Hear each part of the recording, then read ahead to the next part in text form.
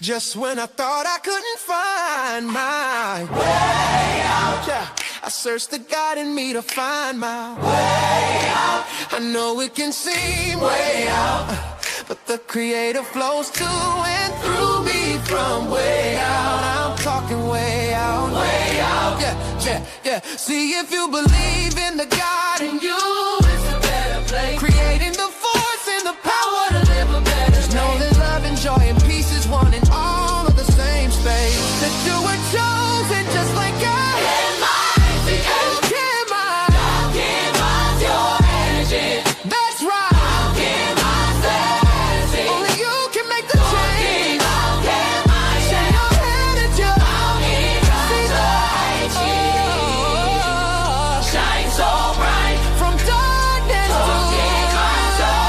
Hey, hey, hey, hey. From darkness to light. Yeah. And you'll find your way out. Yeah, yeah. Oh, it won't seem way out. Yeah, yeah, yeah. The power of God will flow through you from way out.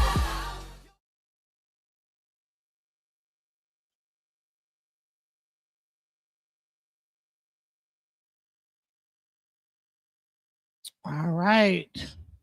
Welcome. This is Alchemizing Energy, and this is the Mighty Hebrew. He is coming at you live along with the Pashadah. We're going to get really deep into the Merkabah and the light system. We're going to get into the Kabbalah. And let's get ready for today's show. Shouts out to the Mighty Hebrew.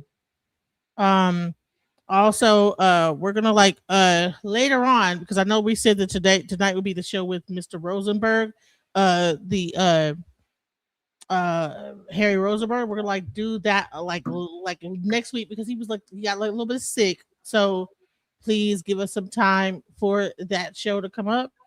But we're gonna start with this show, and then next week we're gonna do the show with Mr. Harry Rosenberg. Shouts out to the Mighty Hebrew. Let's go.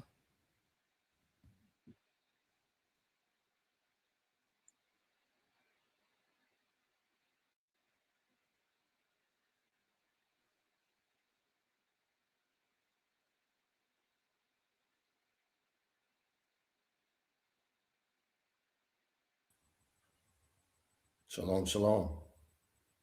Shalom. Can everybody hear me okay? Yeah, I can hear you good in the Pashadah. And we hear you too, brother. How are you? We got the cover. Merkabah Light. Merkabah Light, the hidden origins of. What do we got there? Take this chat off. What do we see? Of Abraham. Okay. All right. The hidden origins of Abraham. Absolutely. Thank you for doing this, Mighty Hebrew. You always bring so much enlightenment. It's few and far between, too far between. So I'm very interested in hearing this lesson today. Absolutely.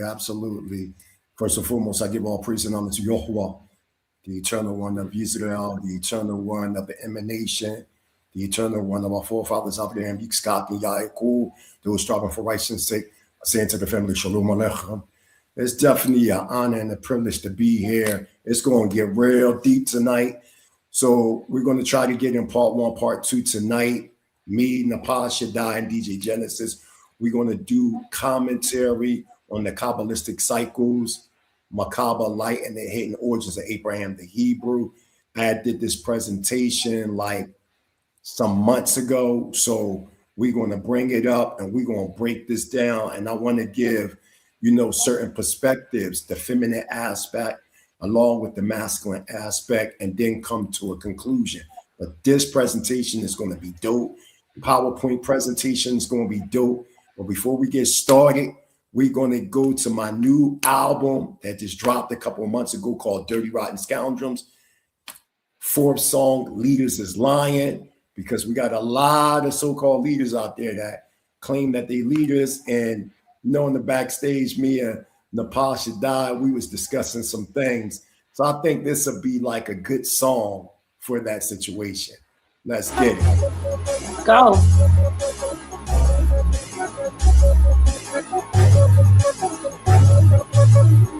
Damn, man. These fucking leaders out here all over the world follow Western liberal models. Yo, wise man. Yo, leaders is lying, brothers is dying, mothers is crying, deaf, dumb, and blind think they shining in mainstream limelights. Lost tribes and sacrifices in the land of bondage. Our ancestors must rise and use powers to define, so to stop suicide and psychotic minds. Fake ass leaders, Israel, we coming. The right side of the mind see through the evil eye of Illuminati. Material genocide got the wise blind. Fake leaders take pride, upholding psychotic minds. The earth destroyed by ecocide, chemical side, insecticide. God, use committing toxic homicide. The blind lead the blind, they both fall in the ditch. Pharmaceuticals capitalize off the sick getting richer. Lawyers postpone dates, making capital gain off clients while behind prison gates. The love and the hate creates new cases to take place. Mr. Bill Gates, the evil snake, hold more cake than Africa that's being held bound by iron gates and locked up with colonial hate. Imperial states shake the world like earthquake. The laws miss the awakening. False prophets be faker than Jake's vision of KRS is seen and heard. So you must learn where the Hebraic ones and viongozi wamezidi uongo, unajua. Yo Mike, hebu waambie, check it, y'all. Hebu waambie kwa, yo. Leaders is lying, brothers is dying, mothers is crying, deaf, dumb, and blind think they shining in mainstream limelights. Lost tribes and sacrifices in the land of bondage. Our ancestors must rise and use powers to define, so to stop suicide and psychotic minds. Yo, black, these leaders, man, straight cold cowards. Devils rock heavy metal bells and keeping masters in hypnotic spells. We fell from Elohim to Baal. Now we in ghettos, cooking coke, puffing nails. It's mad hard to tell the truth from the lie, the light from the dark side, the wrong and the right, the fool from the wise. Our domes is now clouded with sick foam. Now we walk in zombie zoning like a blind man trying to catch reflection in the mirror. Stumbling, our Israelite heritage was dumped in a doctrine, Khazarism. From this I became captive, labeled with African American. After 2 continents, named by Gentile invaders, manifesting hatred. Eden's original place was the Holy Land. We spoke Lashawan, our true language. Now we in bondage, speaking bastard, being ruled by dukes with Confederate minds and red flags. That's hazardous and That was excellent. Wow, drop a bomb for that one. Can you hear me, y'all? Shalom. Yes, we can hear them. Yes. Dirty rotten scoundrels. Yeah, you know, I know you were. I dressed tonight for the occasion for y'all. Oh, and I by love the it. way, Beautiful. Thank you. Congratulations. Put him on the to big me. screen so people can see his attire. Genesis. Oh, Move the band. Yeah, there we go. Oh, I love it. The pearls. Yeah. Nice. Yeah. Very regal. Congratulations. Yeah, my Isha made this for me. Congratulations to myself. I am an official Zaquane. I'm an elder. I just turned 50 July, so now I'm Zaquane Nasi. So it feels good to look good to be 50, you know. That's what I'm talking about. Zaquan, And all right. I wanted to say this. I wanted to say this to you live, Sister Napa. You are beautiful. You know, I know women that's 30 and look like they 80, and you know your age and you look beautiful. And you don't have to explain yourself to anybody. You know what I'm saying? And I just pray and hope, you know what I'm saying, when my Isha, my wives get that age, they look just as good. You know Wow. God most high bless you. And listen, and he's met me in person, but let me keep on catfishing up here. Wink, wink. Thank you. Those are beautiful words. Go ahead. Shout out. I was going to say shout out to Elder Netta, by the way, but go ahead. Oh, yeah. And today I made sure that I didn't do my hair and no makeup so they could, you know, keep on getting this vibe of reality and realness. Because I think I let them down when I did that one stream. I didn't really have all my glamour on. So they were a little shocked at the real me. So, you know, it's always good to have beautiful words for each other. I've made mistakes in my past. I've attacked people and it brought down my light. So I'm glad that you're talking in this vibration about to talk about the Merkabah and the light and the beauty. So you always have a great energy. Come forth and tell us more. And by the way, this is a brother who has many wives. So he attracts women. Men who attack women don't attract women. Can I get a bomb dropped on that? So go ahead. Thank you so much, my friend. And where's Genesis? Genesis, where are you? I'm here. I'm just like, you know, just we need doing your it. beauty. We need your beauty too, and we want to talk. We want to hear the teacher. I'm 49. I ain't quite Queen or Queen or you know. I'm just coming in now. I got one more year. You're coming in now. You're coming in. All right. So one more year. Can you hear about me? The Merkabah. About the Merkabah. Yeah, talk to us about this. Well, there's first and foremost, again, giving all praise and honor to Yahweh. We know that there has been a gross misinterpretation of Hebrew thought over the years because of the ultra religiosity that has been displayed. I think I hear an echo in the background. That's not the one. That's not the first one, DJ Genesis. It's the other one. That's part 2. So we want to put the other one on. She'll get to it. But it's been a gross misinterpretation of Hebrew culture and Hebrew thought because of the religiosity that has been put on the Hebrew culture. So most of the time on social media, you get that surface level material. But that's not just look at it from a Hebraic perspective. All societies had those that looked at things from a literal standpoint, and then you always had those that were adapt in their mind when it came to having an understanding of their own cosmogenesis. Cosmogenesis and anthropogenesis is not just geared to the Hebrew culture, but all societies had this similar understanding.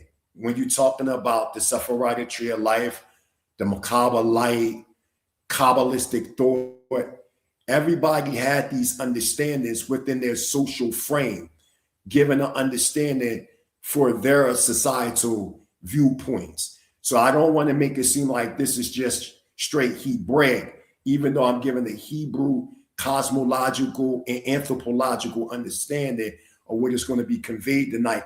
But I definitely want you to chime in, Napashadat. That's why I asked DJ Genesis, I said, I hear she want a co-stream. No, bring her to the show because, you know, I've been watching you over the years, your growth, your development.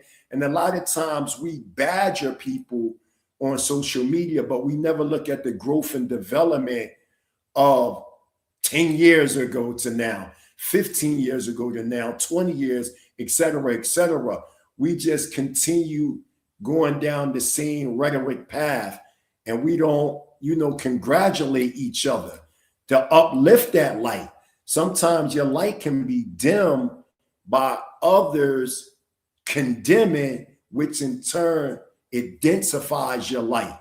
So it may appear, you know, at times that your light is not shining, but your light is shining. But I just want to let the family know they're going to have a powerful presentation coming, and whoever is on the panel, yo, that's built on this knowledge. You know what I mean? Because there is a gross misinterpretation of Hebrew culture. There's a gross misinterpretation of the first pages of bitter sheet, falsely called Genesis. So I'm going to give a universal principle and understanding of what Ha'adam means, and Ha'adam means the firstborn or the first blood rising with outstretched arms facing the northern star. Ha'adam is not a man, but it's an ecological condition of those being born from out of the earth's surface. So we're going to get into that as we continue to develop. So let's start this presentation, DJ Genesis. Let's get it. Okay, so should we start from here or a little bit further in? Hit that play button. Okay, let's go. All right, peace and blessings, everybody. Peace and blessings. Hope everybody had a beautiful and a blessed day so far. You know, a lot of people didn't make it, but fortunately you did. A lot of stuff going in the news. We're not going to talk about that, but I think you understand the importance of being here tonight. And tonight, we're not just going to have just any, the typical Hebraic discussion. We're going to get a little bit more into the science of the Bible.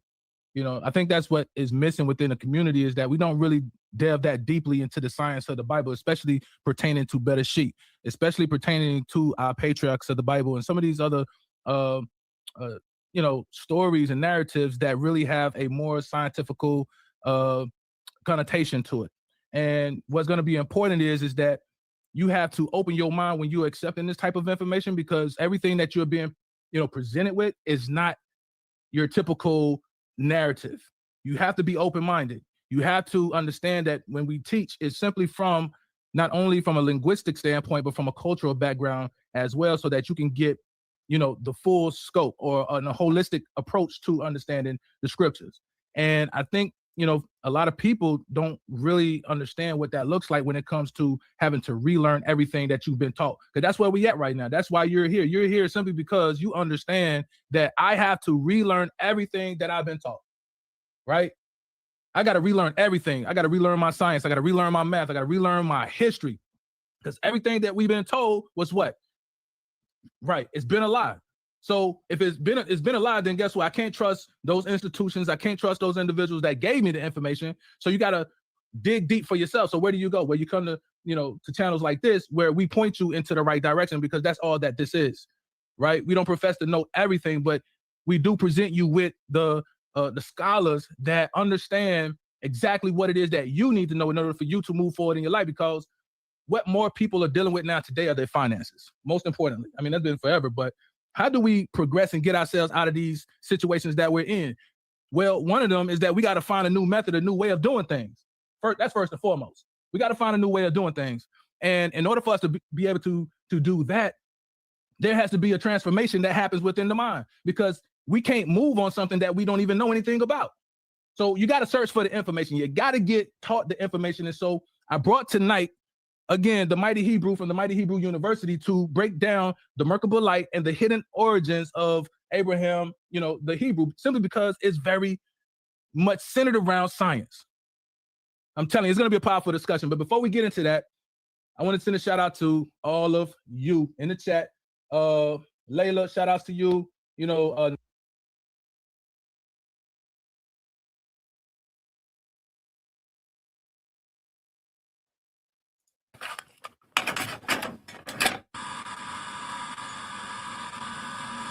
A black man had tried to register, and he was lassoed on the courthouse steps and tied to the back of a pickup truck and dragged around the black community until he was dead.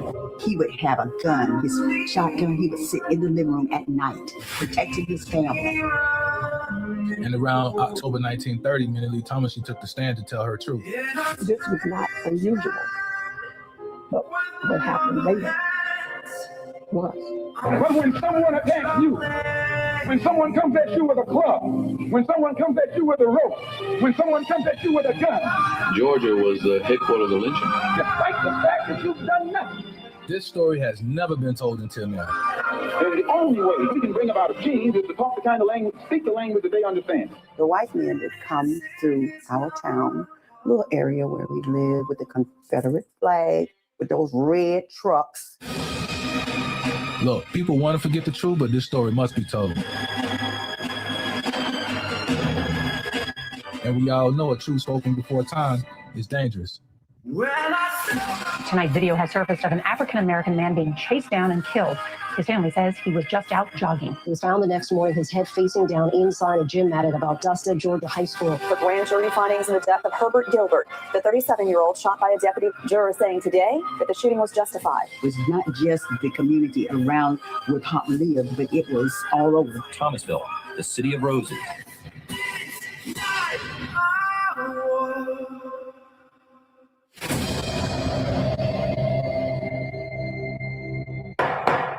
Court is now in session.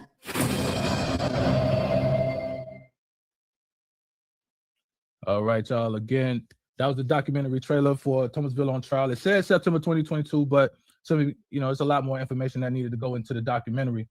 But anyway, I appreciate y'all for being here. Like the video, give it a thumbs up, and we're gonna get into this this discussion. And Mighty Hebrew, he's here. There you are. Appreciate you, my brother. Shalom alaikum. Thank you again for being a part of the show. If you would, unmute your mic. Thank you, and tell people a little bit about who you are and what we're going to discuss tonight. Okay. Hallelujah. First and foremost, I give all praise and honor to Yahweh, the supreme, intelligent, powerful one of our forefathers, Abraham, Yitzchak, and Yaakov, built strong for righteousness' sake all over the planet Earth. I say into the family, Shalom Aleichem. Definitely an honor and a privilege to be here. Yisrael. Tonight, we're going to be breaking down Merkabah light and the hidden origins of Abraham the Hebrew. And what I'm going to show is that the original Hebrews are, in fact, Elohim embodied in human form. And I did 2 PowerPoint presentations on that. That's going to be shown tonight, by the way, of Hebrew Cosmogenesis and Hebrew Anthropogenesis. And me and Lord Mikael, we're going to break it down with open discussion, like a commentary or discussion. So it's definitely imperative that y'all all bring out y'all pens, papers, sources of references, because DJ, tonight stop we're going using in, Genesis. and it's going to be a lot of sources. And what we're doing at the mic. I want everybody to know that's on the panel, especially in the Pasha Dot, anytime y'all want to cut in and stop and build on what y'all hear, please do so. Okay? Because this is going to, because, I did this like a year or so ago. So I need the feminine aspect of what y'all see. That's why it's very important to bring Ha'adam to a state of consciousness as we grow and develop in our understanding today in 2026. So whenever you hear something that might click in your thought, just tell DJ Genesis stop, or Lishbal in Hebrew, or whatever, however you want to say stop or pause. And then from there, add, and we can build on the thought. So then those that come after us in future generations, they can take the information that we building on and they can do commentary on it. And this build can continue to go on and on as we develop as the Elohim on earth as is in heaven. Continue on. Now here's the question. Should we keep it like this or like the other version? What do you think is better for people to communicate on? Whatever, however you see it, whatever makes you feel comfortable. Right. How do y'all feel? You're good with Either this? way, I'm focusing on the actual. Yeah, I'm fine with this because you can see it bigger, so people can see. Yeah, landscape mode. Can't see as good as us. Us 50 plus year olds. You know what? Hey, Genesis, can you hear me? Can you hear Oculus? Yeah, I'm sorry, Oculus. He's here too, and he is not only a scholar, a psychologist, and Mason, but he has his, So welcome to the channel, Oculus. I'm not sure if you guys know. Shalom, my brother. Shalom. Hello. Likewise, I wanted to say, it looked really, really good in landscape mode. If you go into portrait mode, it just looked too big, and you can't see the people that's on the panel. So landscape mode is fine for me. All right, cool. So this is good. All right, everybody, make sure they're good. If you see it like this, you don't like how it look, do landscape mode. Let's go. Here we go. And before you start, everybody in the chat, I noticed, hit the like, thank you, but share this video. For some reason, it's on the HOK, and I'm looking at I got to find out about the notifications, but we need to get everybody to come look at this. So I just want to say, share the video, get everybody in here. Thank you. For a proper chronology of our history, because our history has been dictated to us by those who was feeding the objectives of white supremacy. Like I was explaining some time ago, that there was a man by the name of Max Muller.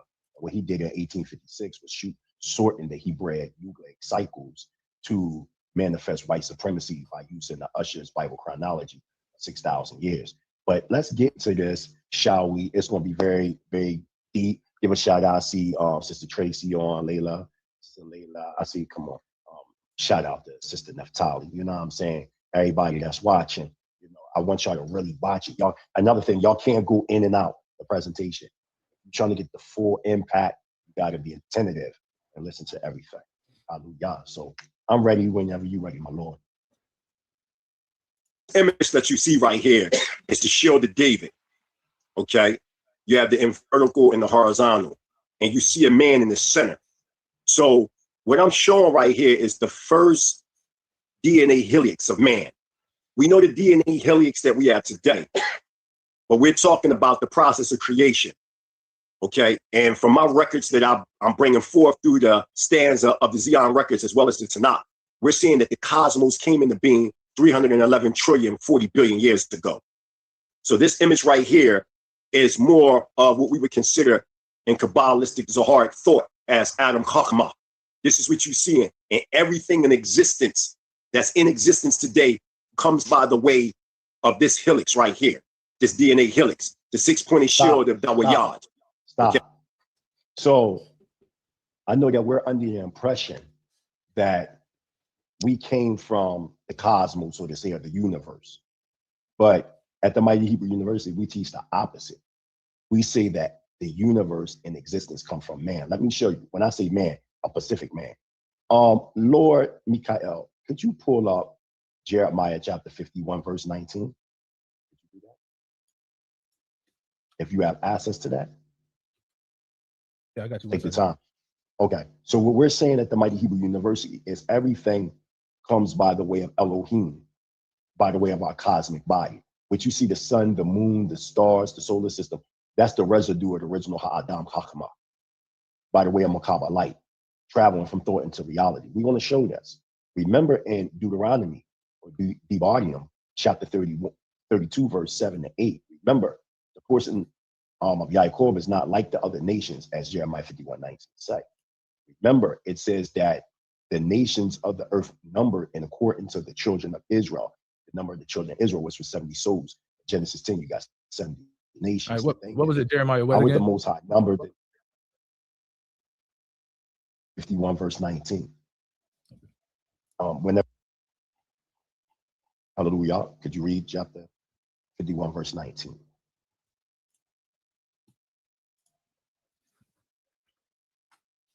All right. So, not like these in the portion of Jacob, for it is he who formed all things, and Israel is his very own tribe.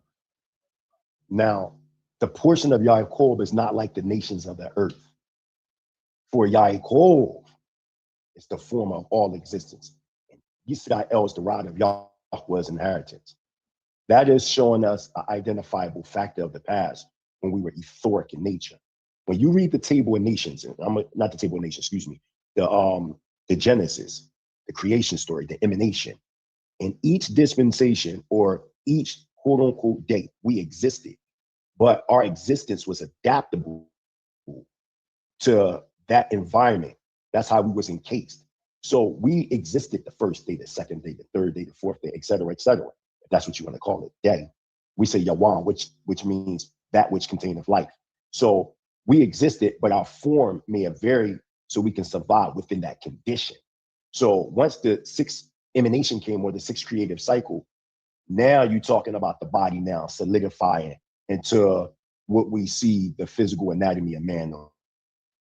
In the previous root epics, we existed, but our bodies could have been more stronger to the condition. It could have been a variety of things, but we existed. So you can continue on. I just wanted to show right there in Jeremiah 51:19 that the portion of Yaakov, or the nation of Israel, were not like the nations of the earth. Remember, Tehillim, Psalms chapter 82, it said, "For I've said, ye are Elohim," talking about the children of Israel, "but you shall die like man," meaning the other nations of the earth.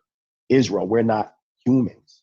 We're from another dimension. We're Elohim embodied in human form. I'm gonna show y'all. Continue on. Let's get it. Okay, and everything that we know today, I don't care what you're talking about, atoms, neutrons, electrons, protons, the sun, the moon, the stars, everything came by the way of these 6 points, and the 7 being that conscious thought of Yah. So this is just an image that I just want to show in the beginning to give people an understanding of what you would consider that cosmic man. And centered around it is the original DNA helix. You can go to the next slide, Bassam. Now, what you see right here is also the DNA helix. And what you see is what you would call in the Ivrit, the Sephirah, or what we know as the 10 planes of Yahweh Ayin Sof.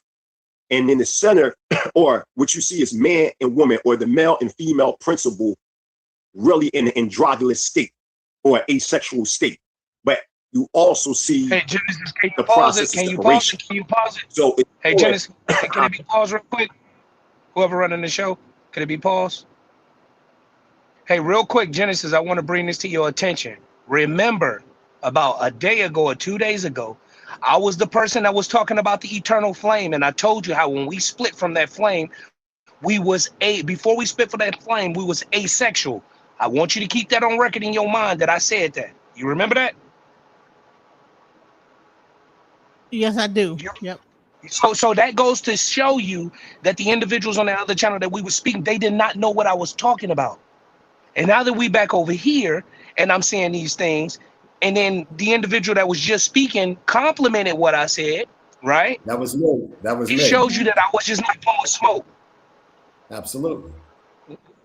Right. Yeah. So go ahead. Go ahead. Y'all got it. No, go ahead, brother. No, go ahead, brother. You absolutely correct. Go ahead. Yeah. So what I was saying, what I didn't get to say on that, y'all, I don't know if the two individuals that's up here, all the three individuals up here, I know Genesis was here, but the other two wasn't. I said that we were asexual. So when you're looking at God, God will technically be a dynamo. It will be a neuter. It will be genderless. You see what I'm saying? Encompassing male and female energy. And I'm saying this directly to Genesis. But I just want to say that to Genesis personally, so she know that I just want blowing smoke. And those individuals did not know what I was talking about. They don't even have a reference point. See, when you're dealing with the Merkabah or the Merkabah, however you want to pronounce it, from my understanding, I understand how to implode the cells so you can actually leave this physical reality. It's a lot dealing with spontaneous combustion of the human body by way of imploding the cells. But once this person further on in the conversation, maybe they might compliment what I just said. But I just want to bring that to your attention, Genesis. I just want blowing smoke. The person that's talking is me.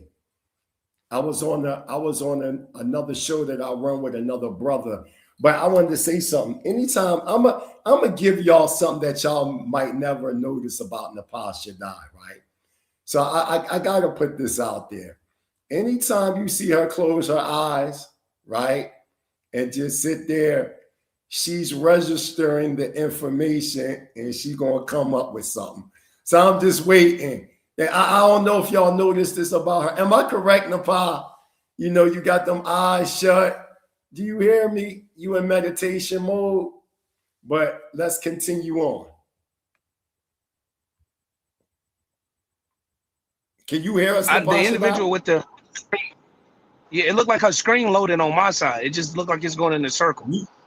Do you hear us? Can you guys? I think I have a delay. I'm trying to change. There's a slight delay.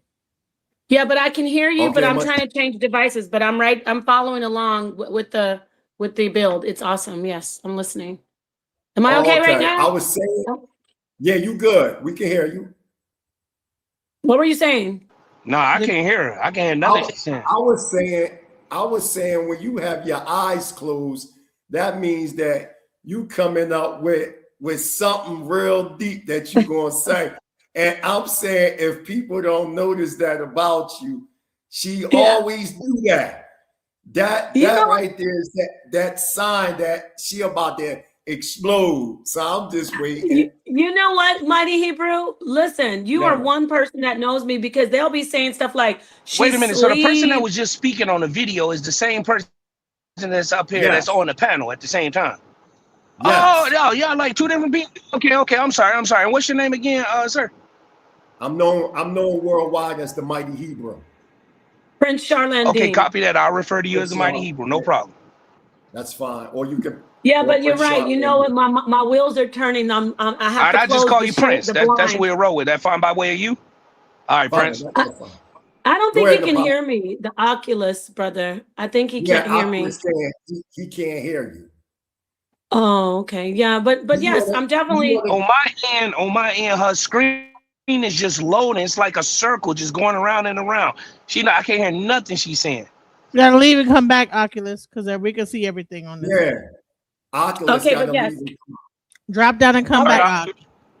I'm really interested in hearing more about the build. You're doing a slow build I've listened to your teachings before, so I heard some of this, but I'd love to hear how you're putting it all together. So yeah, if I hear something that I want to jump in and add to, you know I will. You know I will, Prince. I'll come right in. Okay.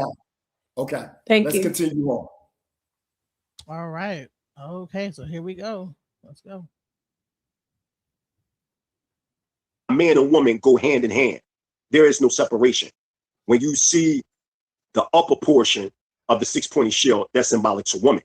When you see the lower portion, that's symbolic to man. Give me a second for a minute. Hold on.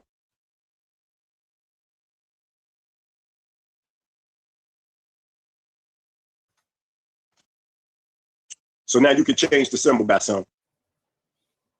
The same thing. You see it again. You see the same six-pointed helix, the center of man and woman as one. And at the same time, you see the 10 Sephiroth. So not only do you see the 10 Sephiroth, you also see the six-pointed shield at the same time. So I'm showing you the cosmic man, okay? Or let me put it correctly, the cosmic Adam, because Adam means firstborn. So this is what you said. Go to the next slide, because now we're getting in. Okay, Hebrew Cosmogenesis 101. Why do people keep lying, saying that women were on the planet before men? You hear this argument. Yo, women were here first. Millions and millions and millions of years, women were here. Men were here before women. Millions and millions and millions of years. When you're dealing with polarity, there's no way, shape, form, or fashion that one can exist without the other when you're dealing with them when they're in condensed physical matter, okay? It is impossible. Now, you have two types of beings that's on this planet. You have asexual beings, and then you have beings that procreate, or better, pro-emanate, okay? And when you have beings that pro-emanate, you need both the male and female principle. Asexual beings have where it's the male and female principle consolidated or capsulated within the androgynous being. Originally, we were that which was androgynous beings. Now, if we go to Genesis chapter 2, verse 21, it says in Yahweh Elohim, or Elohim, calls the deep sleep. In Hebrew, that's Thorim Dima. Hebrew, it symbolizes a deep trance, like a loss of selfhood. As we continue to read, it says that this loss of selfhood, or this deep trance, fell upon the Adam. It don't say Adam, it says Ha-Adam, given a definite article, meaning the firstborn or the first blood. It says that this deep sleep was caused to fall upon the Adam, and the Adam slept. And Yahweh, next slide. Next slide. Yes, sir. Or the Elohim took one of his ribs. It says, Ahak mitzut alut hiot, in Hebrew meaning the side, the root meaning that which envelops or covers or protects. So when you talk about your rib, you hear Hebrew Israelites like, yo, man, I'm chilling with my rib.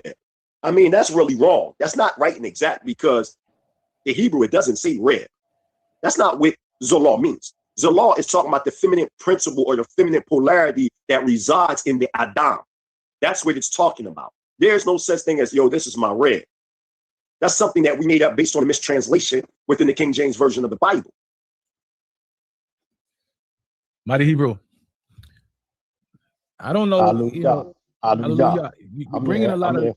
Okay, good. You're bringing some really good points here, man. But again, you know, when you're talking about that the woman is not the man's rib, now I don't know. I don't know if people are going to go for that, because you know it's been you know something that we've been saying a long time. Like, that's my rib. You know. So now you're changing. Now you're changing the narrative on us.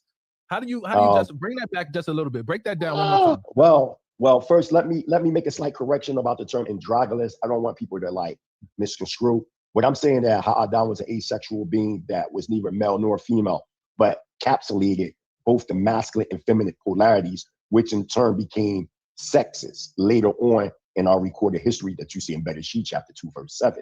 Now you see that Ha-Adam, which means the firstborn of the first blood, rising with outstretched arms.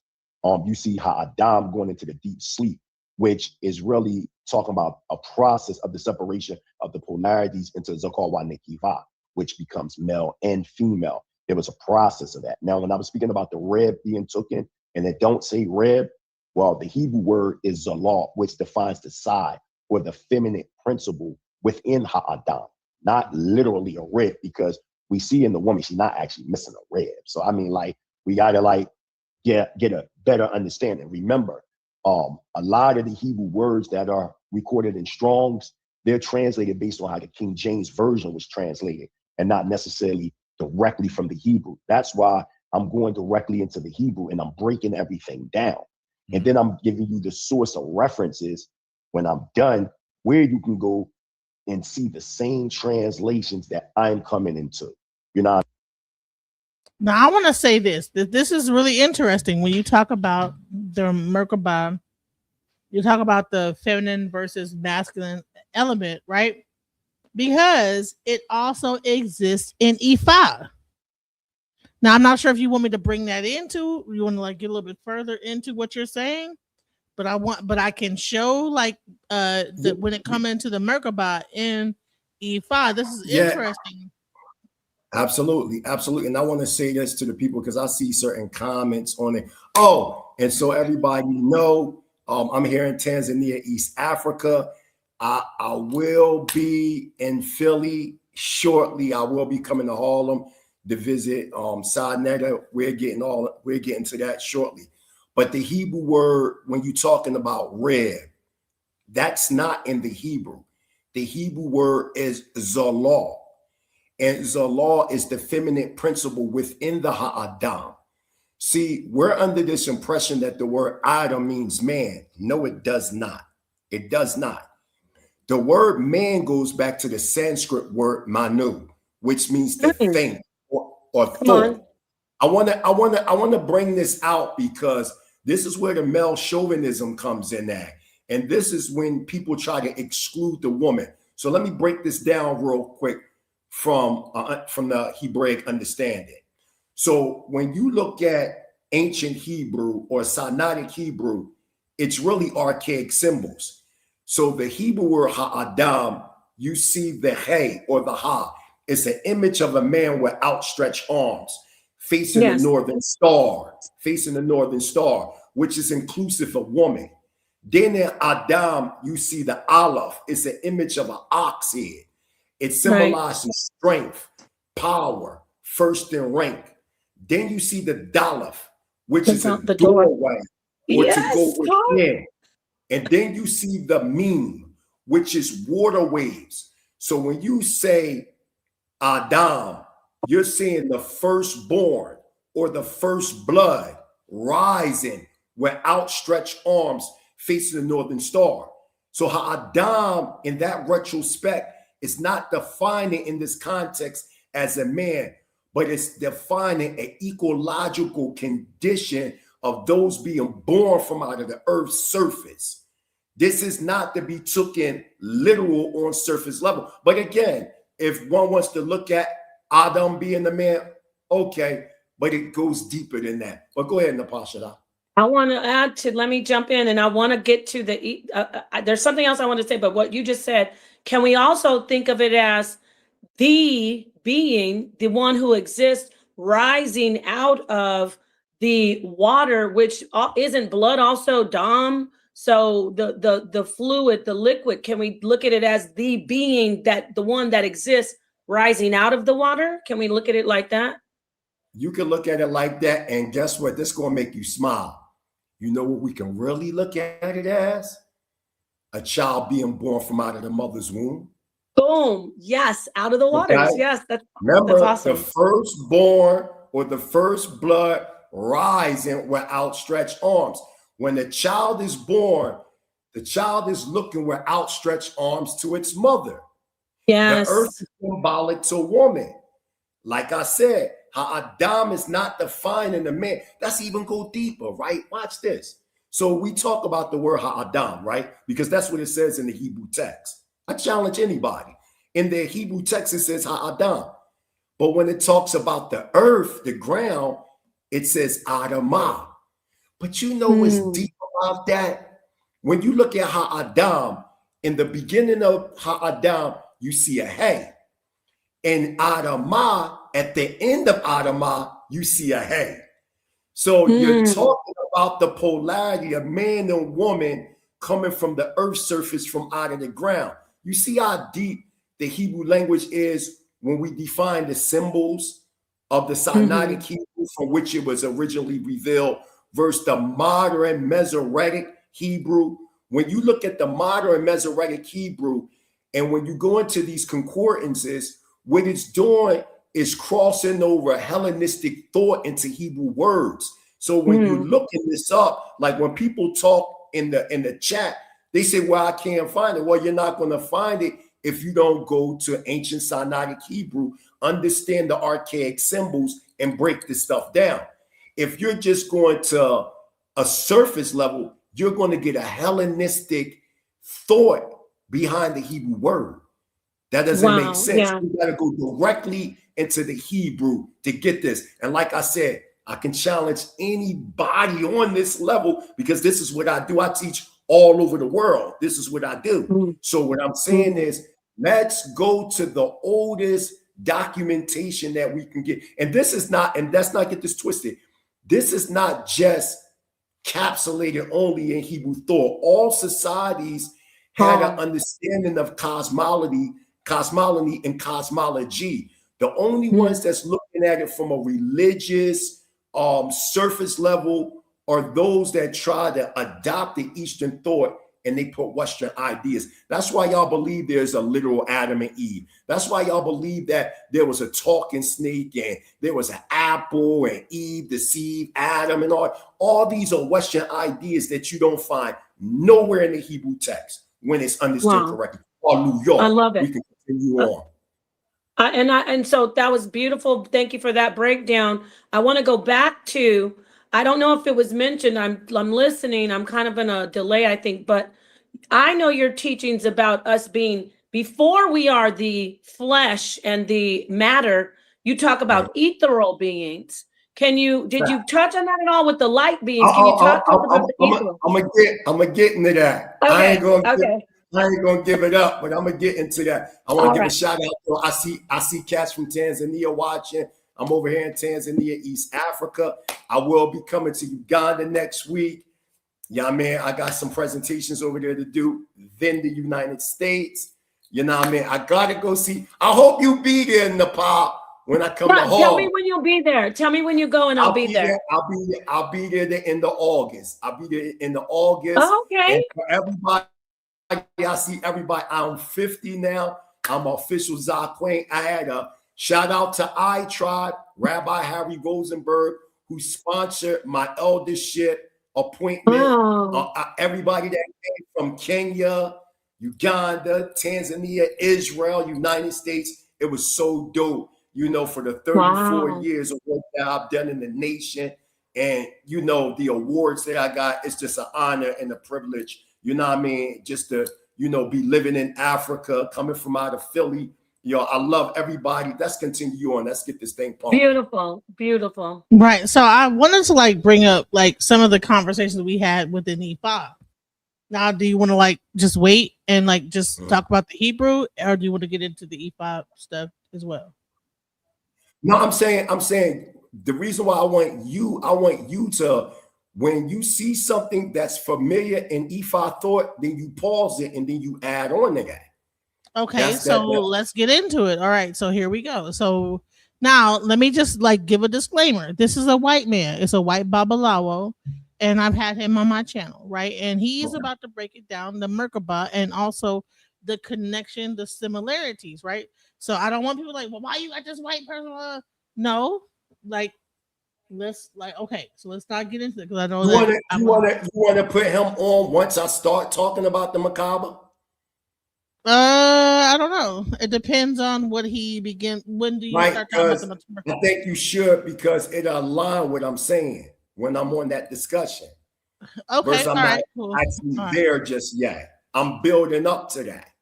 Okay, all right. So let's just go deeper into the Merkabah, and then we'll get into the E5, like similarities to the Merkabah. Let's go. I mean, it may not be 100% the way that I see it, because you got to remember, as knowledge, as people grow in knowledge, the understanding broadens. This is what it means by build. Even when you look at the nation of gods on earth, they'll come up to a brother, man, what's today's mathematics, Lord? You know what I mean? And today's mathematics, well, it's the first for me now, but for y'all, still the 31st. So what's that? Wisdom, don't tell me, wisdom, knowledge, all being born, what it'll be, equality? Is it equality? Or is equality 6? Or is equality 6? number 6. Because I know 5 is power refinement. I think it is equality. But the whole point that I'm saying is you gotta build off the foundation. You can't just stay stuck like how the elders seen it 50 years ago. Not to disrespect the elders, but to elevate what the elders brought to us with the limited information that they may have had specifically at that time. And it's also a way we can critique our Zakwanim without them showing face. That you don't do that like in a public forum or dishonoring their name. What I'm saying is we did the best we could with the information we had at the time. Right. Now we're in a season where as though now we can bring forth spirituality in the science of observation while using Hebrew cosmogenesis and Hebrew anthropogenesis as a bungee cord of learning and development. Right. Remember, to enslave a people, there has to be institutions to enslave. To free a people, we have to develop institutions. So what I'm talking about is a thesis that has been battlefield tested. And when you look at Hebrew cosmogenesis and Hebrew anthropogenesis, it don't matter what a person that's Hebrew believe in. Whatever their discussion is about the culture, it's either going to fall by the way of Hebrew cosmogenesis or Hebrew anthropogenesis. If you're talking about the creative spirituality, cosmology, whatever, that's Hebrew cosmogenesis. You can't get around it, no matter which school of thought you're coming from as a Hebrew. If you're talking culture, the language, the dress, the eating habits, the dancing, the moral code, etc. Now that's Hebrew anthropogenesis. There's no getting around it. And that's the scale, the balance that the Mighty Hebrew University is trying to bring forth to the people, that we are now, as Sister Neftali would say, this is a new school of thought.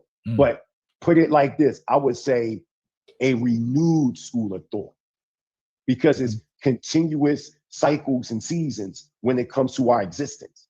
There is no beginning. We came with the earth plane. So once we understand that retrospect, that we came with the earth plane, then you can't be boxed in academic consensus.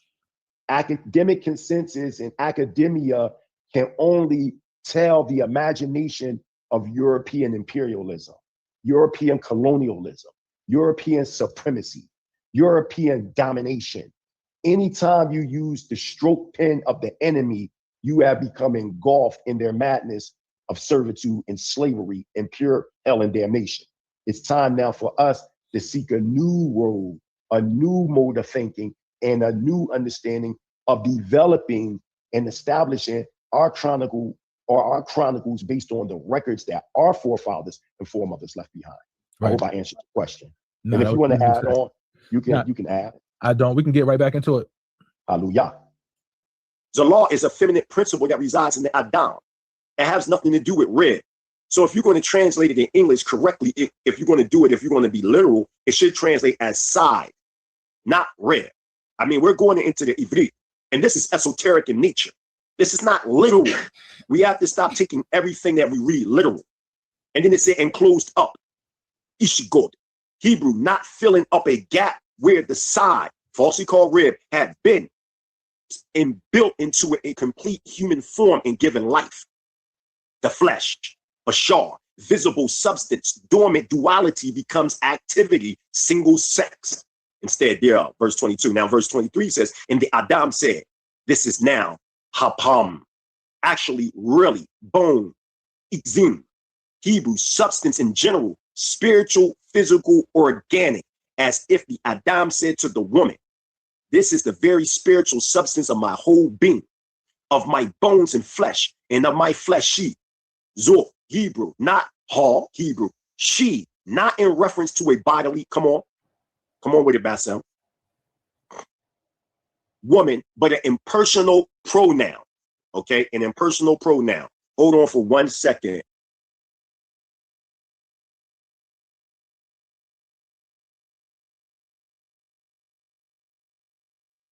Can I speak while just in a pause real quickly about a little bit about that? Bassem, can you hear me? Yeah, loud and clear. It just took me a second to unmute my mic, though, brother. Okay. Can you hear me? Genesis? Okay. All right, cool. Genesis. Yeah, just real quick. I won't be long. On that point, when I listen to you teach that, there isn't a separation of genders in my mind when you look at it from that metaphysical, from that spiritual aspect, you don't even hear it as now this is a man, this is a woman. You hear it as a almost like a progression of one being, of one. When he said bone of my bone, flesh of my flesh, it's not that now you're separate, you're the other gender. It's still an extension of self. Am I on the right track? I don't even see it as male and female when you put it in that perspective. You're 100% correct. You're 100% correct. And I'm definitely going to expound on that. And I know there's a couple of people in the chat said they want to hear me talk about Abraham. That's going to come up. I need to set a foundation. You know, a lot of people are just, oh, I'm just going to talk about Abraham. No, we're going to get into that as it progresses. You see what I'm saying? This is like a classroom setting, even though we're doing the commentary on what I did on a previous show. But we're definitely, I want people to get out of this mind state that all Hebrews think the same. Let's make it clear. The Hebrew Israelite culture and heritage is not a monolith. See, most people, and this is not to cut anybody, but most people, when they talk about their children of Israel or the Hebrews, they only talk about what they see on social media or on the street corners. So this is the mind state that they think, oh, all Hebrews think like that. And that's just not true. I've been to 17 African countries. I traveled the world, Turkey, Israel, all over Africa. I've been to different places. So you're going to get certain different schools of thought when you travel around the world. You see what I'm saying? So we got to stop being biased, and we got to stop trying to box people in a certain thought, because I see certain comments. People will say, oh, that's symbolic now. Well, it always been symbolic if you understood and had proper teachers, if you had proper Maureen's. See, I sat under the late Prince Asiel ben Israel. I sat under the late Ben Ami. I sat under the late Elder Ishkael ben Israel. I sat under Prince Dr. Shaliach ben Yao. So I sat under some of the most prominent Hebrew scholars on earth. So when you sit under certain scholars, and especially the African Hebrew Israelites of Jerusalem and Damona, Israel, Northeastern Africa, going to the school of the prophets, then you get a certain type of understanding that might not be known to the general audience. All societies had the adaptships.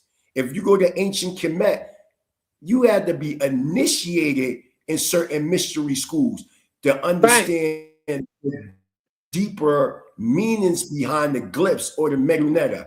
Even when you come to Africa, when you go amongst those practitioners of Ifa, amongst the Yoruba, if you go amongst the Igbo, which I've sat in Igbo land and Lagos, Nigeria, and when you sit amongst these different tribes, they also have, if you want to call them secret societies, within their tribal structures. So they have a deeper cosmological understanding of their particular mythos. So let's stop trying to make it seem like the Hebrews were literal, when in fact, when we cut the chase and stop the bullshit, what we know as the so-called Bible, it's an Eastern book. It just became westernized when Westerners adopted it. You see what I'm saying? So it's an Eastern record. Just like if I go to the book of Aichi, I go to the book of changes. If I go into the Purim Heru, if I go into what you call the Ramayana records, if I go into the epics of Gilgamesh, the Imuni Elish, whatever I go into, these are Eastern writings. We must have an Eastern understanding to build. We got to stop coming into an Eastern discussion with Western minds. Hallelujah. Let's continue. Hallelujah. Wow, that was beautiful. Thank you. Can I just say this before you start it again? Real quickly, what you said, they're making it back to what you were just talking about, the creation. They want the man against the woman, which is it's a Western, I hate to use the word European, but because there's also some Celt and Picts that are not with that mindset, but they are putting it into like the man must dominate the woman in their minds. So I love how when I hear you talk about the creation story, you put it in a perspective of it's not male versus female or a separation. It's an extension of one individual, one person. So I just want to say that. Thank you. Thank you for letting me add that.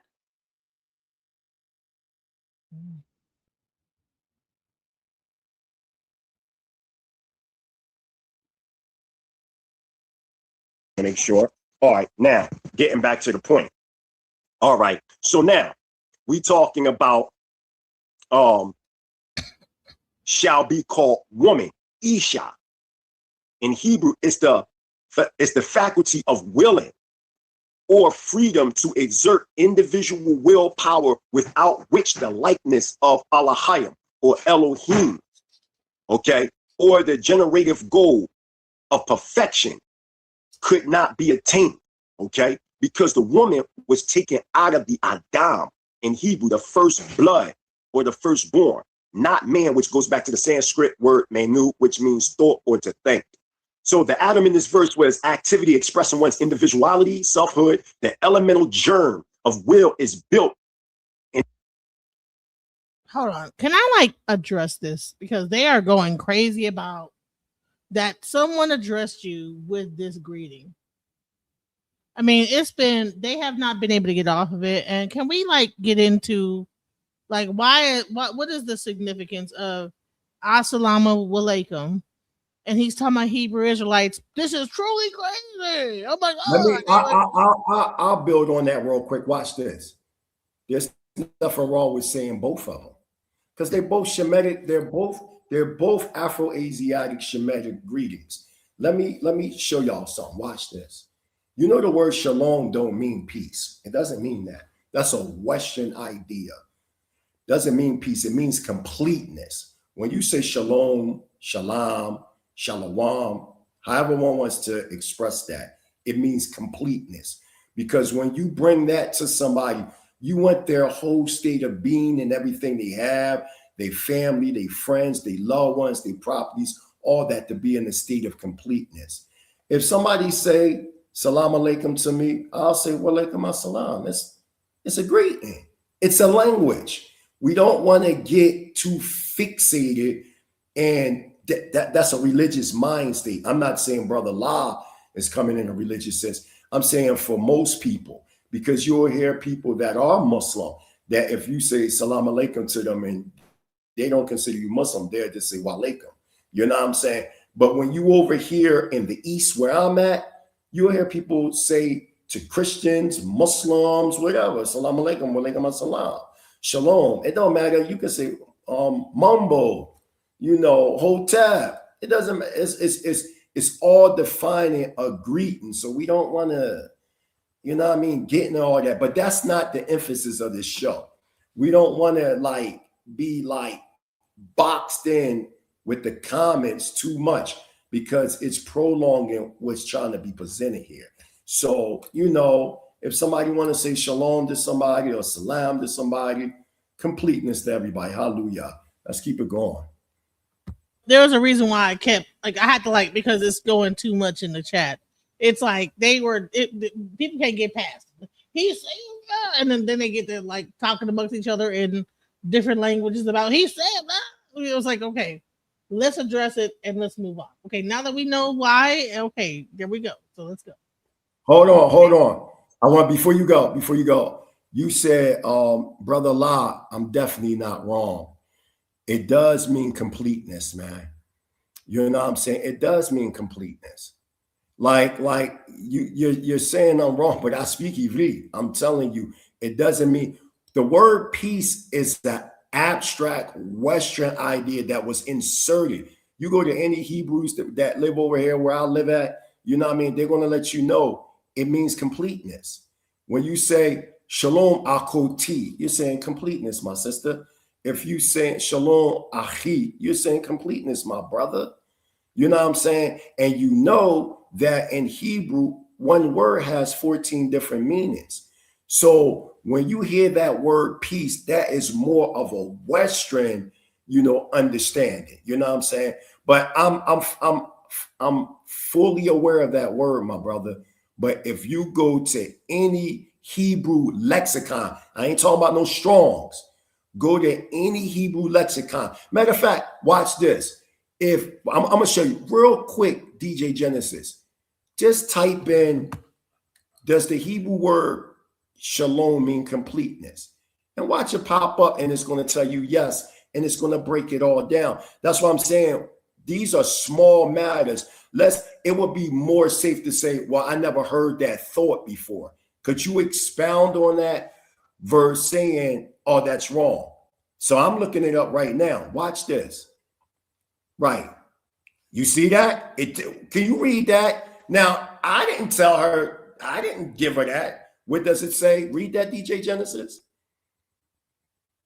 What did it say? Yes, the Hebrew word shalom does mean completeness alongside wholeness, soundness, and peace. While it's most frequently translated as peace, it derives from the root word shalom. That literally means to be complete, whole, or finished. Okay, let's continue on with the presentation. Thank you. Shalom.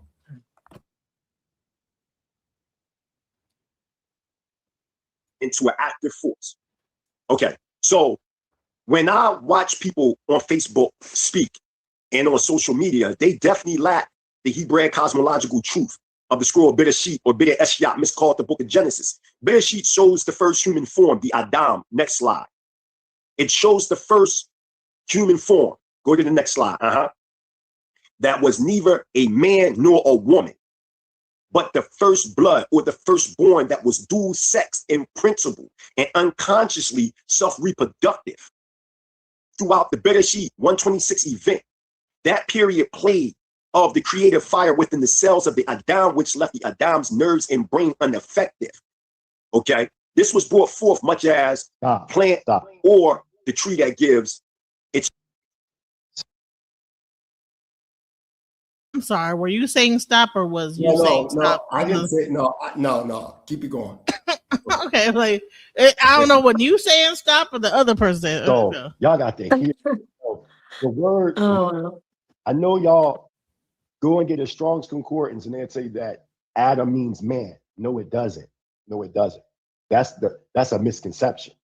The word man isn't even an English word.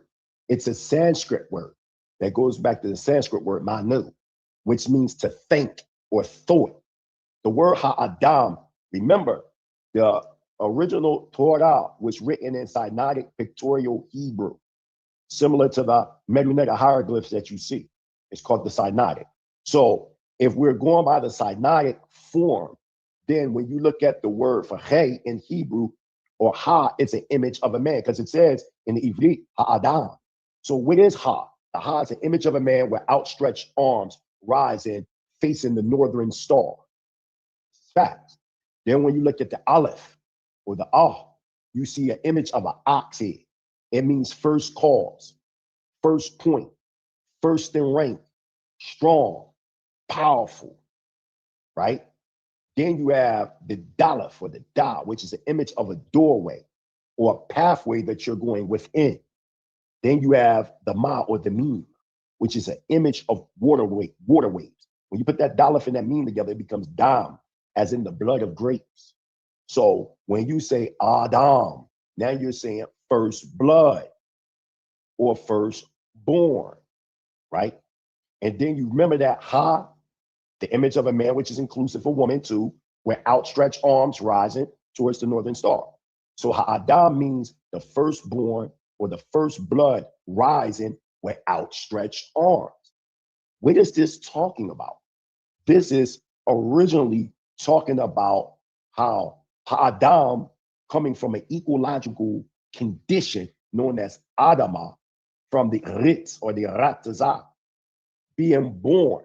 So it's really talking about a state of existence, a society being born from the earth as a child is born from the mother's womb.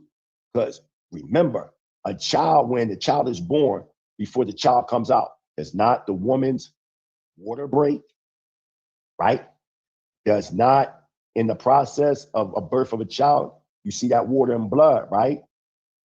Does not a child, when that child is put in that woman's arms, that child looks up with outstretched arms towards the mother or the parents, correct?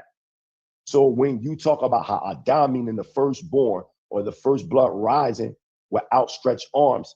It is talking about an ecological system being born from the earth to the surface. See? So yeah, a man, okay, if that's what you want to say, but it's much deeper. It doesn't have nothing to do with an individual man. That's not what Adam was pertaining to, but it was pertaining to a spiritual, mental, and a psychological condition in an environment that would be in tune with that condition. You see? Right. So if one sphere of Adam is off, Adam doesn't exist. It is an eternal idea that Adam would exist by the way of a ecology, so to say, and not an individual. And that's what the Bereshit was talking about. When you look, you see us going through different stages in our development, from our asexual being, giving birth laboriously from the sweat gland. We're getting to that shortly. And then from there, giving birth as a man and a woman coming together. But remember the scripture, what does it say? Man has become as gods, knowing evil. That's correctly say, man has become conscious, but even more correctly, Ha'adam, both the male and the female. See, when you just say man, it excludes the female or the woman. If we just say Ha'adam mean man, and that's not true. The word man is a Sanskrit word, but that was inserted by the way of Strong's concordances and others to give us the impression that Ha'adam mean man, and it don't. Can you pause it for a second? I wanted to jump in to say that woman. I want to speak to the teacher right now, speak to Mighty Hebrew. I heard you mention also going back to Sanskrit where that word man or man is linked to ape. And it also, even in Spanish, when you say mano can mean either doll, monkey, mono. It can mean doll, monkey, or human being. So right. Can you talk to the audience just a little bit, the background, a little bit deeper about that? Matter of fact, while I'm doing that, DJ Genesis, type in, does the English word man go back to the Sanskrit word manu, M-A-N-U? Yeah, when you read the Ramayana records of ancient India, right? There's supposed to be a god, a Vedic god by the name of Manu. Yeah. Manu, in turn, creates a being known as Hanuman. This is where you get the English word human from. It's supposed to be these 8 human-like beings that, have a society, et cetera, et cetera. This is where the movie Planet of the Apes come from. This is a historical fact. This is where they get the idea from. But Manu, excuse me. I didn't mean to say Manu. I meant to say Rama. Rama was the deity. The Sanskrit word Manu means man, mankind, thinking beings. Just like I said, yeah. So this Rama supposed to have given birth for created Hanuman, which you get the word human, these half ape, half humans. Now, what's crazy, there was a discovery in the Indian subcontinent along in Tanzania, East Africa, where I'm at, that they found a 16 million old bone fossil known as Ramapithecus.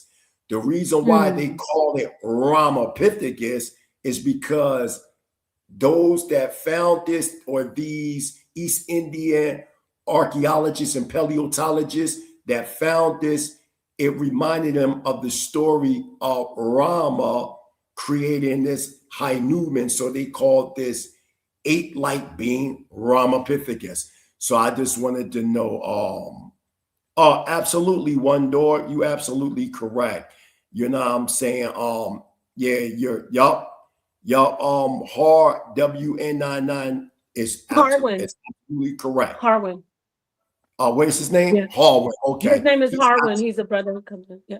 Yeah, he's absolutely correct. I did a presentation on your show, Nepal Shaddai, on that topic. I don't want to get into that right now unless I'm challenged. You know what I'm It's still saying? on there. It's still on there. It's way back, but it's Yeah, still on yeah. there, definitely. And I noticed a lot of people watch that joint. People over here in Tanzania, everybody watched that joint, and they got a lot of views. So that'll be another topic when we talk about the origin of so-called species and how it attaches to the Indus Valley mythos. We'll get into that, but you're absolutely correct where you're going, where you're leading to. But continue on where we left off at.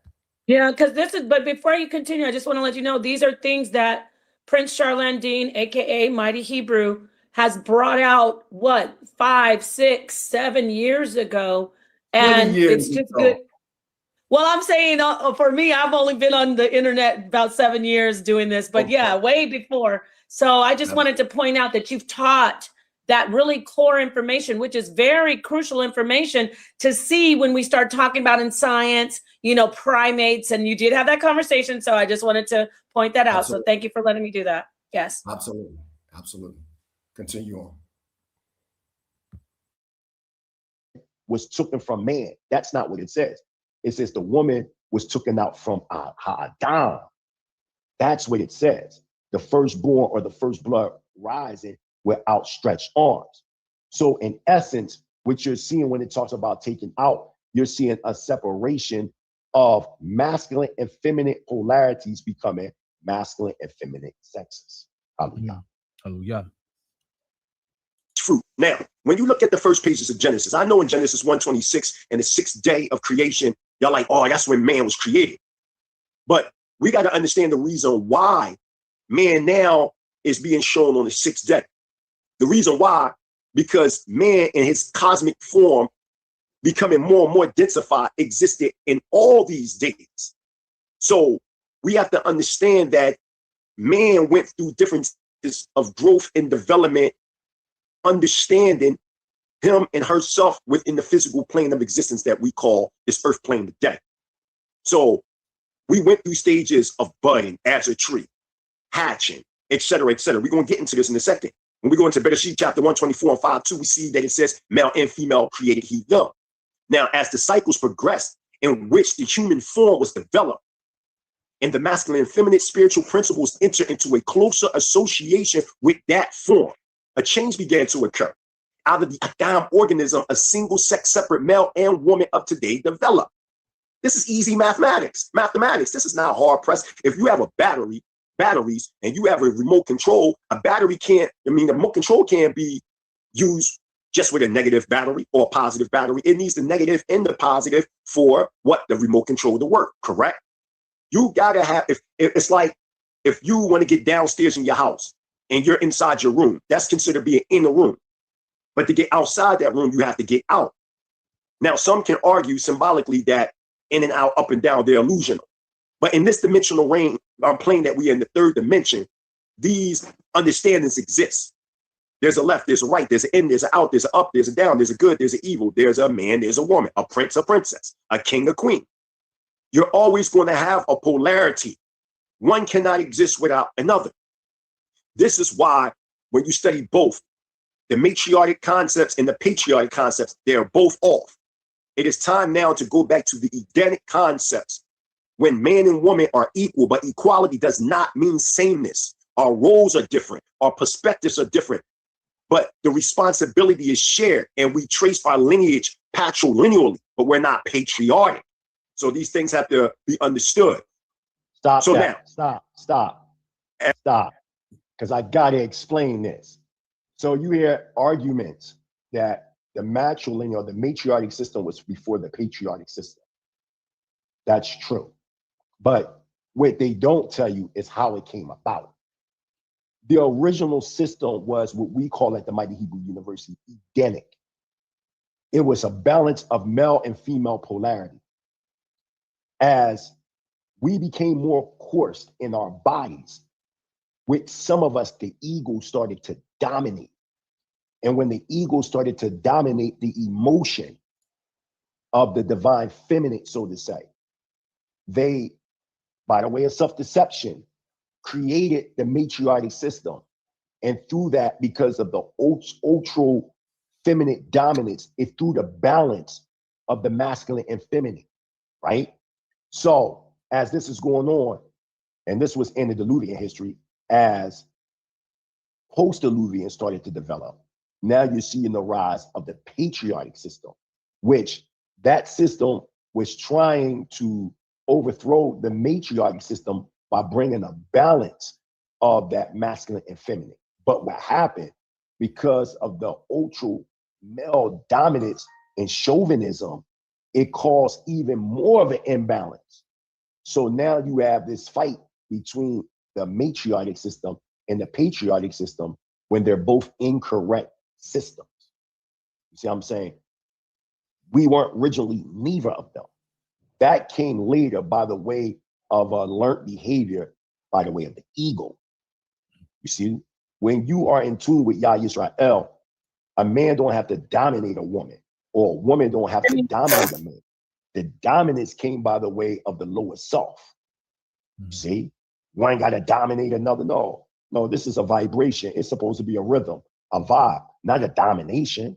Right. That all came through self-deception. So both parties from the matriarchic system and the patriarchic system are both guilty of crimes against humanity because of either the ultra feminism to the point millions of lives were taken, along with the ultra masculinity of the male, millions upon millions of people died. But when you have the balance of both the masculine and feminine principles, there's no need to dominate one to another. Hallelujah. It's important, everything that you're saying, because it all links back to that very first image in the presentation. If you go back and take a look at that, you'll see. I'm gonna pull it up. Stop it, DJ Genesis. Real quick, and then we're gonna get back into the real. I need for you just to fast forward like 50 seconds because he was a little low. So just fast forward just a little bit, then turn it back on. Right there. You give off certain types of energies. When That's you go fine. around certain people, you know, especially those that align with you, you connect A little bit with more, those because just a you're tiny bit more. aligning. You know what I'm saying? And that's just where we are. When you're understanding. Right there. Right there. That's fine. Here's a question, because there's a lot of people in the chat that's I think Harwin especially wants to come up. Well, how far do you want to get into this before we allow people to come up? They can come on after the show. Okay, after because because what happens is we won't get through the show.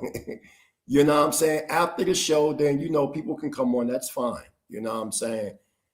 Okay. But the thing is, I want to say this. I want to say this to the audience. Put me on the screen. Put me on the screen real quick. I want to say this to the audience. Rest in peace, rest in completeness to my late father. You know what I mean? He taught me a lot. He taught me a lot. And one of the things that he always taught me, he used to always say, boy, don't never bring a knife to a gunfight.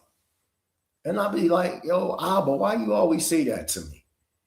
And one day he sat me down and he explained. He said, never dialogue or just jump into a debate discussion without knowing what your opponent acknowledges. And that's what goes on with most of these shows. When a person is trying to present themselves, let the person first present everything. Then once it's done, then we dialogue. See, we got so caught up in ego, you know what I'm saying, that, okay, it's cool. We can agree to disagree. You know what I'm saying? It ain't no big deal. You know what I'm saying? Okay, if you have people that disagree with me, okay, I'm still going to live my life. You still going to live your life. So at the end of the day, I say, what you may acknowledge, are you able to produce? Like what I acknowledge, everybody knows. Over here, you got the Ancient Bantu Hebrew Israelite Awareness Center I've built. I've built the Hebrew Israelite Sovereign Nationalistic Farmhouse. I have here where I'm at this, as well as a guest house. Shout out to Professor James Small. He will be coming to see me shortly. You know, I've built a lot of things over here. The Kingdom of Yah jurisdiction here in Tanzania. So my thing is, at the end of the argument and the end of the discussion, if you are not building what you acknowledge, then it just becomes baseless. It just becomes what I call intellectual masturbation. We want to try to, intellectually destroy somebody.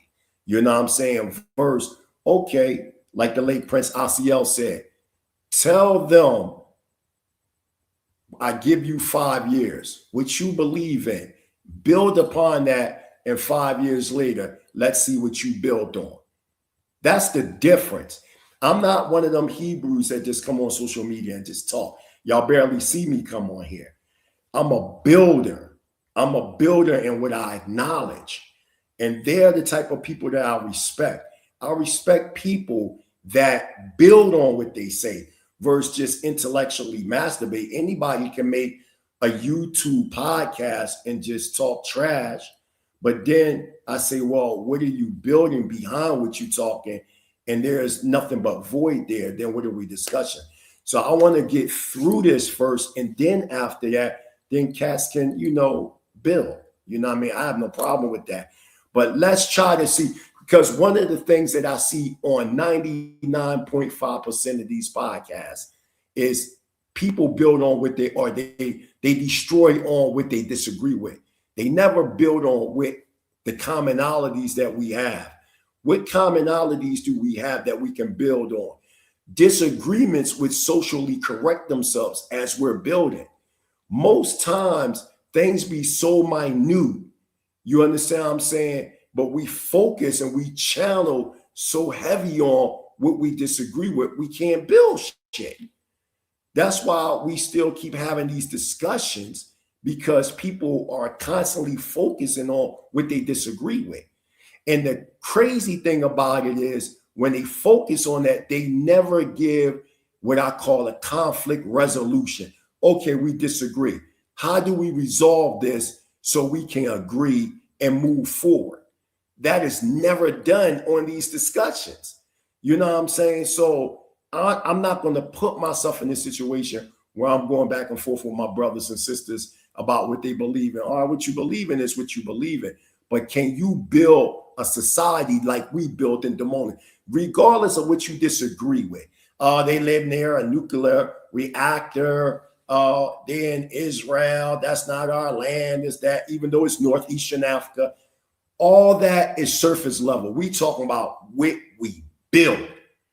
You know what I mean? Even if you disagree, there's something that you can abstract from that and build off of that. So let's try to be more agreeable to one another than disagreeable. Hallelujah. That's a great point. I just want to see, I've changed my device a little bit. Can you hear me all right? Yeah, we can hear you good. All right, perfect. Let's continue. Great point. Right. So yeah, I think he makes a good point. It's like, we can agree to disagree, but he's trying to bring his argument to the table, and everything does not have to be an argument. Some things just like take it in and and that's all. So let's go. Right. And most people that have these discussions, because y'all know it's all on social media, that I built some big edifices over here in Tanzania. So that's why y'all don't really see me on social media a lot like I used to when I was in the United States, because I'm building over here. So when you're building, you're seeing different people and different cultures, your perspective becomes different. You see what I'm saying? The world is bigger than we just on social media talking about, well, Adam doesn't mean that, or the woman was first, or the man was first. At the end of the day, we don't have a pot to piss in nor a window to throw out as a collective body politic. And this is what we're doing over here as the African Hebrew Israelites of Jerusalem and Dimona, Israel, northeastern Africa. We have satellite communities all over Africa. So you can say, well, I disagree with that, but you ain't got nothing to give to the people. Let's say let's play a game. Let's say we destroy all the communities that we built over here in Israel, Tanzania, Ghana, Togo, Nigeria, all these satellite communities that are extension of what we're doing in Dimona, Israel. Let's say we destroy all that. We destroy anybody that's building because we disagree. After we destroy, what do we have? What do you have to offer the people that's better? Versus you just sitting there saying, I don't agree with that, but you don't have nothing to offer. You cannot throw away 60 years of building. None of y'all can walk in the shoes of the late Prince Asiya. I don't give a damn who you say you are. You understand what I'm saying? The things that that man did, y'all can't touch. The things that the late Ben Ami did, y'all can't touch. Even people that talk about Farrakhan, now I might not agree with everything Farrakhan say, but he's still a template in our community. We can't just sit back and say, because we disagree with certain things. He's done things to help and better the people on the evolutionary plane to become more consciously aware of what's going on today. You can't throw away the most honorable Elijah Muhammad, Demark Vesey, Marcus Garvey, Malcolm X, Prince Asiel, Dr. Shalia, Yahweh Ben Yahweh, even though you may disagree with certain things, but these things were necessary for the time. And as we develop more and more as a people, whatever we don't need, things would socially shed away. You know what I mean? So it's no need to go back and forth when you're building. The only ones that go back and forth arguing over and over is those that's not building anything. When you're building, you don't have time to keep going back and forth. If I keep going back and forth, I ain't gonna have no time to build. I ain't gonna be able to take care of my 3 wives. I ain't gonna be able to take care of my 7 children. I ain't gonna be able to take care. I ain't tell you in the Pashadah. I'm working on my 4th wife. My last one. I'm done. That's done. okay. I'm not mad at you. I am not mad. But what I'm saying is, we got to get out of this mind state that I want to come up there on the panel and just disagree with them. All right, you disagree with me. I'm still going to teach. What do you agree with? Because I guarantee you, if we focus on more what we agree with, what we disagree, it's going to socially correct itself as we're building. You think because I'm in a community setting that we all agree with each other? No. I'm in a community, we all Israelites over here, but we don't all agree 100%, but we're still building. So that's my whole point. I want to continue on where we left off. Hallelujah.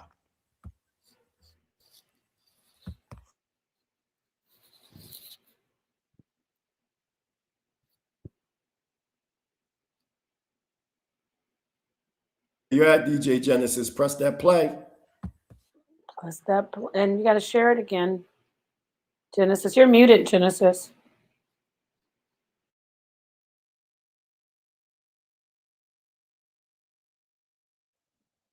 As you go back to where you left off at, take your time, Bassim, because I can keep talking until you get there. So again, at the Mighty Hebrew University, we're bringing the male and female principle together, and we're holding both accountable and responsible. Because for a long time, you see on social media, women badging men, men badging women. No, everybody is going to be responsible because we're going back to the Adamic consciousness when both man and woman together were both responsible for their actions. Going back to, let's see. Okay, so go to the next slide. So again, you see the shield of David. You see man and woman. We bringing them back into focus. This is what we come into. We bring in man and woman back, okay? Because right now, for a long period of time, we've been under this menticide that one dominates the other. What I'm here to tell you is one can't exist without the other. Prior to man and woman, we were androgynous. And that same, but them polarities was there. So even in the state of being androgynous, or what you would call asexual, the male and female principle was still there, sharing the responsibility. Go to the next slide. Go to the next slide. You see this same principle right here. You see the male and the female. They always share this together. You cannot escape, Jake. Woman, you're not going to escape responsibility. Man, you're not going to escape responsibility. We are all responsible for our actions. We are now going back to the Adamic sonship, which is inclusive of the daughtership. Next slide. Go to the next slide. As you can see right here, the androgynous being. One side male, another side female. You see the image right there, okay? You see the energy that's surrounding it. Stop it. You see that fire, which is symbolic to the eternal. I gotta read this comment. This is for you, Blue Double J. You said asexual means non-sexual. You should really look up the word before you use it. Now, that will be correct in the literal sense in the dictionary, but we're talking about in the esoteric sense. When I speak asexual, see, that's what I'm saying. That's why I say it's good to listen to somebody's understanding before you make a statement. If DJ Genesis type up, what does asexual being mean in the esoteric sense? There's an esoteric understanding when we talking about our cosmic selves, and we talking non-sexual, we mean non-physical, but the male and feminine principle was there. Notice I keep saying male and feminine, male and female principle. You see what I'm saying? So yeah, you see, there it is right there.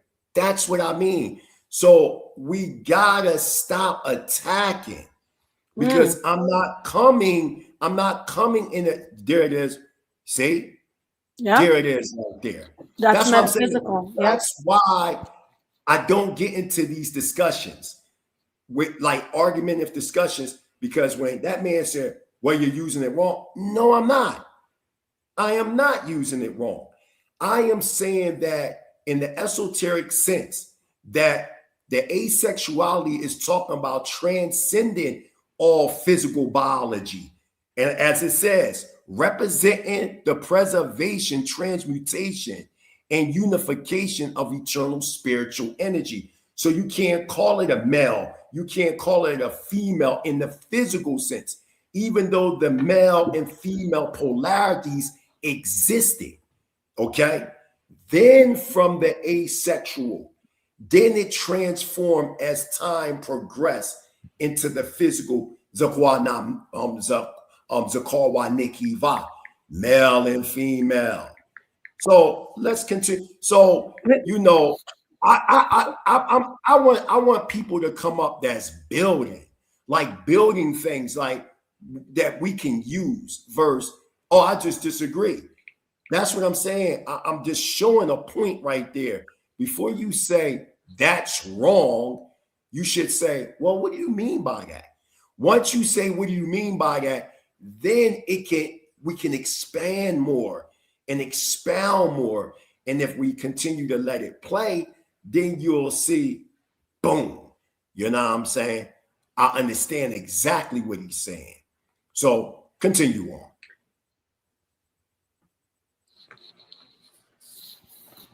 You can let it play. Well, hold on. Blue Devil said one thing. You all hold on. Stop. Much respect to you, Blue Devil J. He said, "You right, Prince. I think he meant to say, you're right, Prince. I should have clarified the definition or something of that nature." So and it's not an attack on the brother. So I want to make that clear. It's no attack. I just want people to know that when I'm speaking, I'm not speaking on a surface level. And the brother said, what does sexuality or all this medical symbol have to do with Abraham being a Hebrew? That's all going to come, bro. Just relax. That's all going to come. Again, as I said before, I'm laying the foundation, because if we're talking about the story of Abraham, first thing got to be corrected is the foundation, the Bereshit, falsely called Genesis, the first and second chapter. After that's corrected, then you're going to see me get into Abraham, the Hebrew, and the Indus Valley connections of the Yadavas, going from the Indian subcontinent to what we now know as Mesopotamia, and then into Canaan land, et cetera, et cetera. All that's going to come, but we got to let the PowerPoint play out. So it's all going to come. Hallelujah. I'll continue on.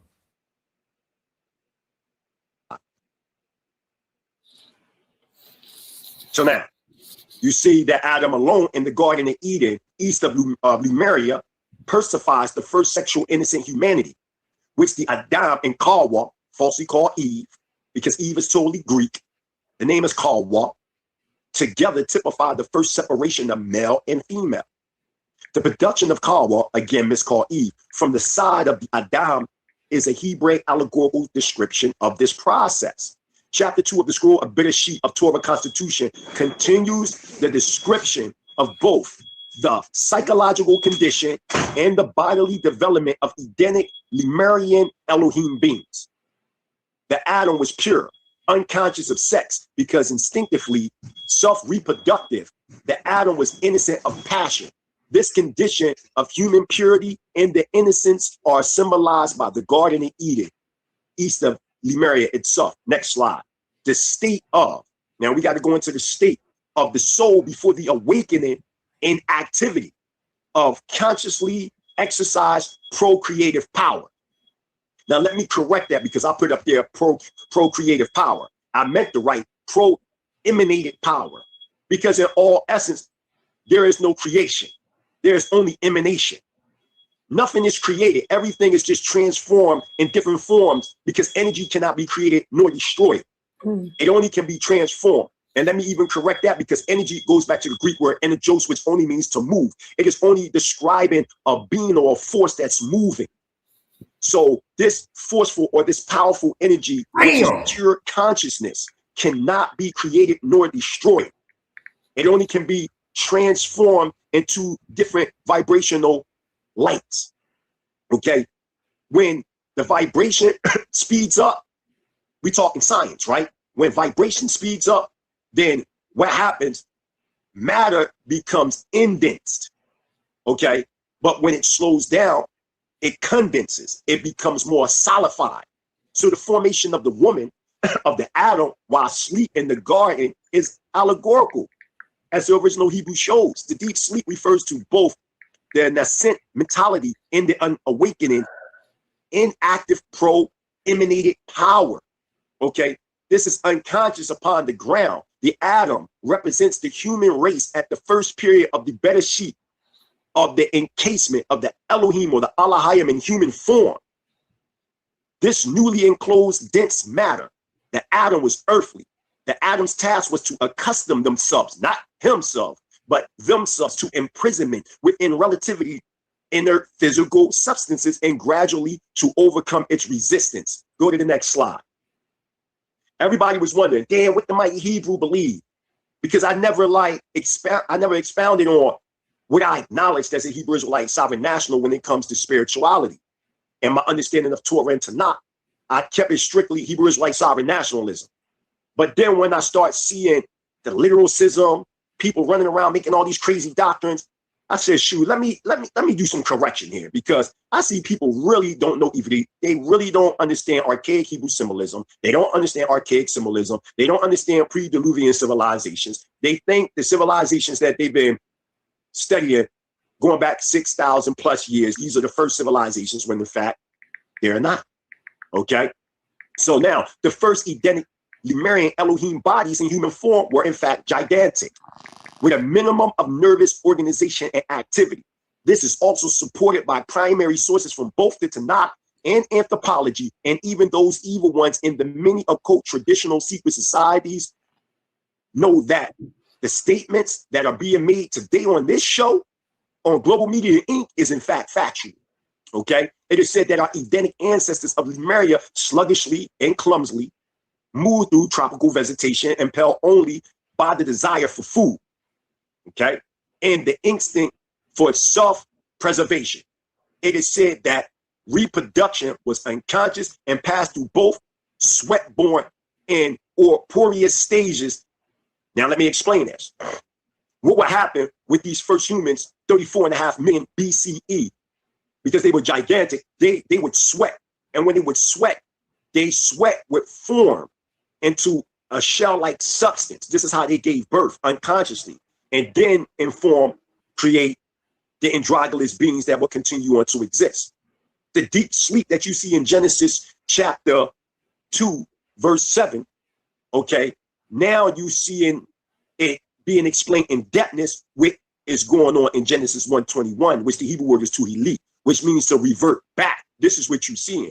And now 16.5 million BCE, now we see the separation of the male and female, or what you would call Zachar wa Nekiva. Male and female polarities separating. This is what you see. Okay. So it is said that reproduction, as I said, was through Oporius stages. Now, this condition, go to the next slide. Go to the next slide. As we know that this condition that we know that was taking place in the garden with these Lemurian Elohim beings in human form are typified by the Adam in the deep sleep in the Garden of Eden. The life force was present, however, and active within the first Elohim physical beings, even though, okay, unrecognized, very gradually a change, which was both physical and psychological, began to occur. Physically, one principle, sex attribute, began to predominate over the other. That was the male faculty right there that was dominating. Okay. Psychologically, awareness, okay, predominate the other. Psychologically, awareness of opposite polarity was expressed. That was the feminine principle. So you have the male polarity dominating physically, and you have the female principle dominating through the recognition of the male principle dominating psychologically. Okay. So now, awareness of opposite polarity was expressed as either the positive or the negative currents in the life force became predominant in individuals. These two processes brought to an end of the male and female principles within the Adam, the firstborn of the first blood, into the establishment upon this plane of separate male and female forms. Since these generated out, next slide, because this is power. We're talking about real power of understanding Hebrew culture from an Eastern, Hebraic, Arabian, Indus Valley thought process. This bronze or black seed or racial progenitors who contain the attributes of male and female sexes in principle. The description of the formation of Kawa, which called Eve from the side or the rib of the Adam, is appropriate as an allegory. The reference to the rib of the Adam has also been interpreted as an indication of the procedure of the descent from the ascent of the Yah mind into denser and denser forms had accumulated in incarnation in solid material bodies or coats of skin, as you see in Bereshit or Genesis, miscalled Genesis 3:21. This involved the production by nature of the supporting bone structure, of which Stop it. Oh my God. Come on, dog. You can't fuck with me, dog. Come on, man. Get the fuck out of here, man. What? I will smash your belief. I know I'm an elder now, I'm 50 now. You can still celebrate that. You don't have just because you're an elder. I went back. I'm trying to get where y'all at. Y'all blinging. Look, yo. Y'all blinging, I'm trying to bling a little bit, but I'm saying, right? Do y'all hear what I'm saying, man? Nice. Listen. See, social media is powerful, man. It's very powerful. You know what they did to y'all? I'm talking to the brothers and sisters out there, not to like an individual person.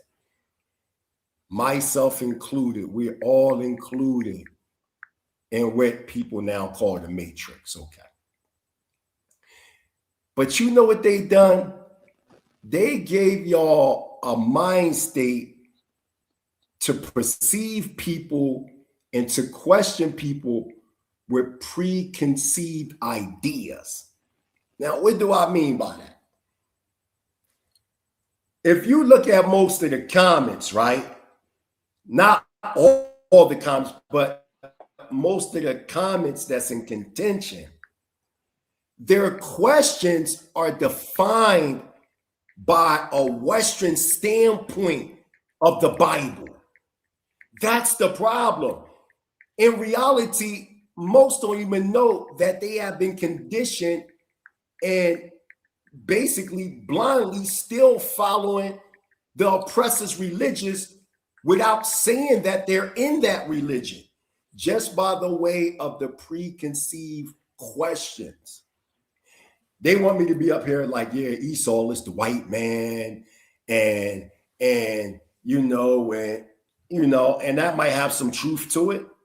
It might be, a continuation. It all depends on the context and the content of discussion, right?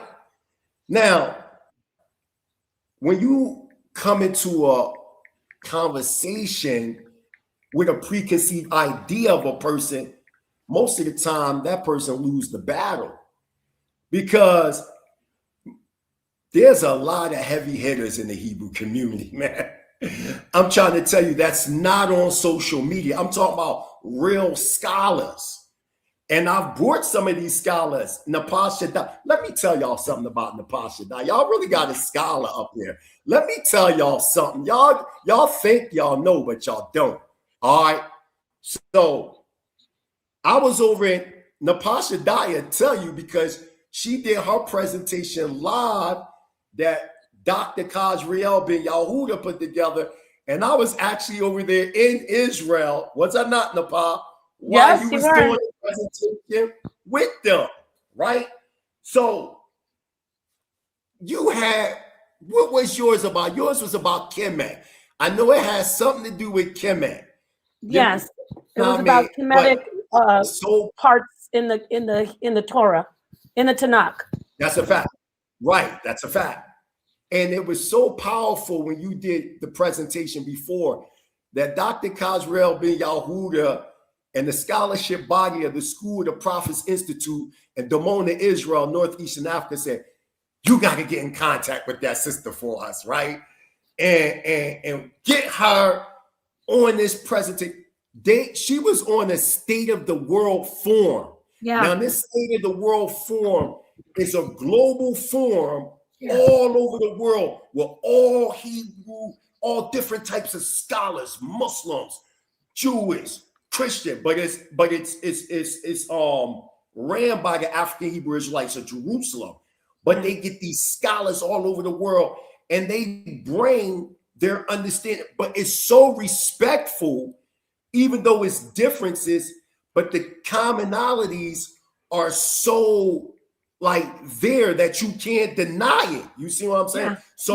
What I'm saying is it's ecumenical. It's ecumenical. Yeah. Facts. Right. You see what I'm saying? So I hear things and I'm saying to say all this, I'm giving y'all a perspective that I know y'all really agree with what I'm saying, but because it's coming from a Hebrew template, right? You say, nah.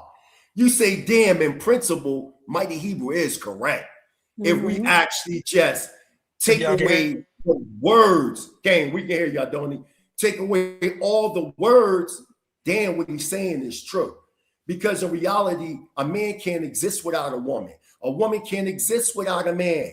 Period. We need each other. Period. So that balance is there. So if I'm saying, damn, Ha-Adam don't really mean man. Because what y'all did by making Adam, I'm going to give it to you, Sister Nepal, but I got to say this. Bring it out. I love it. The Strong's Concordance, looking at the word Adam, and it says man, what it does is it takes the woman from out of the equation. But if you take the actual meaning of Ha-Adam, meaning the firstborn or the first blood rising with outstretched arms, it includes the woman. Ha-Adam is neither masculine nor feminine. That's the asexual being that the masculine and feminine principle resides in. But as the time starts to develop more and more, the separation of the principles become sexes. This is simple. This is simple. And all you got to do, if you don't want to use Ha-Adam, then use your word. Then use your word that is expressed in your culture. You see what I'm saying? But go ahead, Sister Nepal, before we press play. Can I say something? Yeah, go ahead. Yeah, go ahead. Real quick. People don't listen to understand or reason. People listen to attack. And that's dealing with cognitive dissonance. Most of these people, when they hear these ideologies, these thought, these think pieces, these belief systems, or these actualities, they don't listen to understand, they listen to attack. And since they're facing cognitive dissonance, the only thing that you're doing is pull aparting their reality. And since they want to keep in a certain framework, then anything that you say needs to be applicable to their own understanding and their consensus on the reality. But when you go outside of their consensus or their box or their framework, then that's when this is when the provocateurs come up. And then people in the comments saying, oh, I don't agree with that, or I don't do this. But if you listen to the man, or you listen to Prince in his totality, then maybe your perspective can be changing, your understanding can be updated. You see what I'm saying? So I'm speaking to the comment section. Just chill out.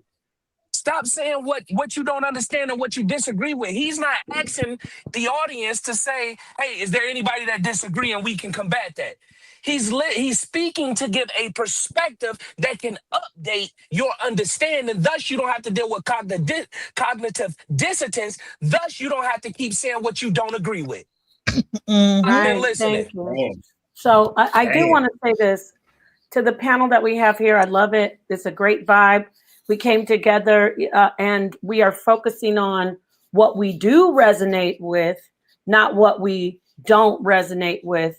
So that's what my Prince Charlene, Mighty Hebrew, is putting out there. I want to say shout out. I call them, I call them the darkest minds of the light, and you are one of the darkest minds of the light. And so, you remember when they was coming at you about that title, trying to say, what's that, witchcraft? Sorcery? That's witchcraft. She's a witch. Can I add to what she just said? If you look at darkness, in darkness is the ultraviolet spectrum. So that is actually light. Exactly. It's not oxymoronic of what she just said. It's not an oxymoron. The first light would be darkness. Go ahead. So go ahead. Come in. When they come at you and say, what's that darkest mind of the light? You know what you tell them? Tell them just to close their eyes and ask them, what do they see? Thank you. Woo! Yeah, I agree with that 100%. There you go. You go because deep. you're going to see mental light. You're going to see mental light. You're going to see everything when you go. That's the thing about what you're teaching, and I've always put you on another level at the top shelf with your teachings. We do need to, if we can, if you want to, redefine what is Hebrew, what is Israel. And you are paramount when it comes to an example of what I follow behind you in your teachings. I'm actually a student of yours when we say you're not typical. You're not the typical cookie cutter. Oh, let's just put this out here on the surface. You go so deep, which is profoundly dark, and you open the eyes of those who want to be enlightened. So sometimes people kick against what they are afraid of because they're afraid of the dark. But if you hold on and you sit still, you'll find out that it is very enlightening. I want to say, go back to what you're teaching about the male and female. This is beautiful because this is a vibration that we've been putting out. Myself, Genesis, recently, we did a great interview with an amazing chief today on Genesis channel, Dr. Kumari, talking about divine feminine energy. But see, what I want to point out in this teaching that you're doing about the Merkabah and the light, you are not separating. I want to get back to that word asexual. You're not separating the whatever we call ourselves as the one individual in existence, right? You're saying these are these manifestations of energy. Correct. And here we have one whole existence with different manifestations of energy, which is male and female. So I absolutely love this. It's so great. They're fighting against it. These are called death throes. They're in the throes of death. We got to kill the old man. play a little bit the devil's advocate, but we need those to disagree. See, everything is relevant. You know what I'm saying? If now we're talking on levels, so on that level, it's relevant because that strengthens us to continue on, in our research. You know what I'm saying? Because if there's no challengers, then you understand what I'm saying? So that's necessary. Everything is necessary. You know what I mean? But there was a statement that was said, DJ Genesis, if you could put it up, it's talking about Yaki. No, not that one. I should get with, it says Mighty Hebrew should converse with Yaki Awaken. Yeah, right there. That brother is deep with the knowledge, right? Let me tell y'all something. I know Yaki Awaken personally. I know him personally. He's one of our Hebrew Israelite brothers. He's from out there in St. Louis, all in them over there in them areas. He's with, he came in the ranks with people like, the brother that deal with the Owaspi, Maccabee, all of them, they was all like in the same group together. Anybody that know them. Okay. So a lot of the Indus Valley history of the Hebrews going back to the ancient Yadavas, I was giving that information to Yaki. Like Yaki is one of my young brothers. You know what I'm saying? And as a matter of fact, I'm proud of that brother. You know what I mean? Because, and I want to say this, a lot of people, they try to say he is that and throw little stuff out there. I'm saying the brother, he researches. He researches, and I'm not saying everything's 100% correct, but to see a mind that young and on the level of health to that level and challenging those that halt to put us in this captivity. And notice I'm saying halt because the reality is we put ourselves in captivity. But that's another story and another topic. But we know because of our ego. See, I keep going back to that ego, man. We put ourselves in captivity. And through that, there were others that helped to participate that. And that's who you see today, who you call the so-called white man, the so-called East Indian, wherever your environment is that you were placed in captivity. But everything that's happening on this planet is because of the ego. And that's just a fact. And when I want to say this real quick, Genesis. I'm just going to say what you said about the prison. I talked to you about this when I interviewed you at Prince Charland Dean's home. May he rest in eternal peace and power. We put ourselves, not us, on the channel. Prince Asiel. Did I say Prince Asiel? Did I say Prince Asiel? You said me, Prince Charland Dean. Oh, shoot. I meant to say Prince Asiel. My bad. Reign in peace and power, Prince Charland Dean. But I meant to say Prince Asiel. May he rest in peace and power. Right. We talked about how people put themselves into the book. They don't draw out of the book what they need. They trap themselves in that prison, which is that prism. They put themselves in the book instead of drawing the information and connecting with the universal consciousness, which I say the universal mind of God, that's in the information. So I just wanted to jump in and add that, yes, get out of the prison. You are the man of 1,000 books, Prince Charland Dean, and you pull out of the book what you need. You never trap yourself in any book that you study. So I appreciate you for that. Thank you for letting me say that, Genesis. But I really want to show shout something. out to my husband. What? Yeah, I was going to say something, but Genesis want to say something. Go ahead, Genesis. I'll wait. No, go ahead, because I want to show this information because we've been talking about the Hebrew Israelite aspect of things, but I do have Ifa like Nigerian, but I'm gonna say this is that this is coming from a white man that is a Babalawo or Awo. You don't even have to say that, Genesis, because we don't even no, because I know people are gonna say who cares? Who cares what they say? Listen, we on another plane right now, so we're gonna speak our language. It ain't about color, race, none of that. So I really want to show you guys how these things come together.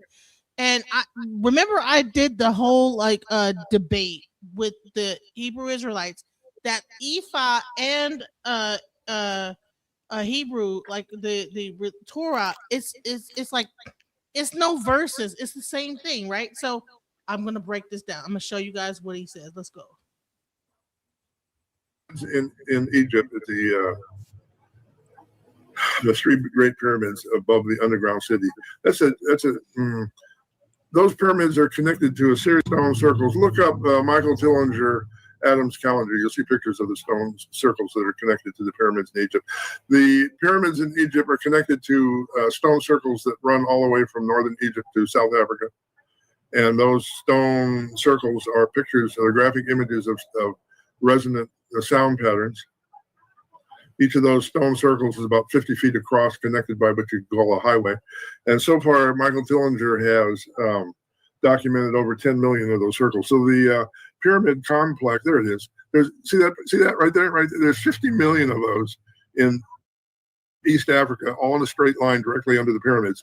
That is a huge machine that was involved in terraforming.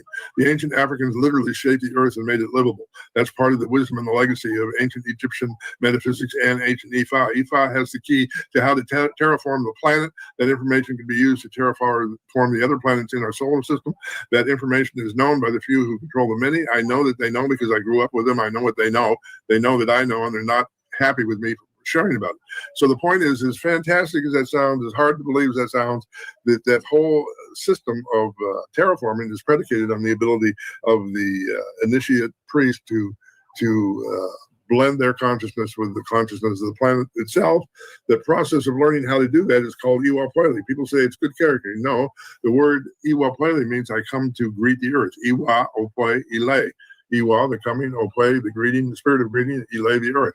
So we come to greet the earth to learn how to work with the earth, to form a environment that supports unconditional love. It's not complicated. So arguing that what I'm saying is not possible, okay, you can believe whatever you want. You can argue with me about it. I'm not inclined to argue much. But the other thing we can do is see if it's true. You understand? We can connect. Here's the point I'm making.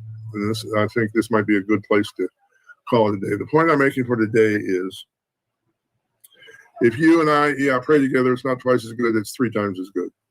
If 10 people pray together, it's not 10 times as good, it's 100 times as effective.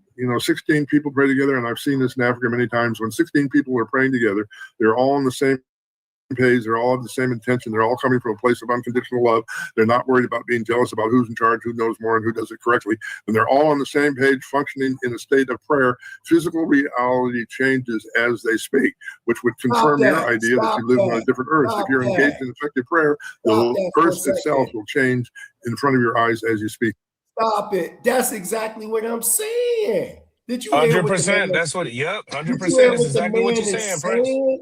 Yes, he said he been in Africa, right? And he used the example of, if you got one person praying, you know what I'm saying, that's power. But if you get more, it becomes more effective. And they all coming together. They not bickering over who know what, who right, who wrong, this, that, whatever.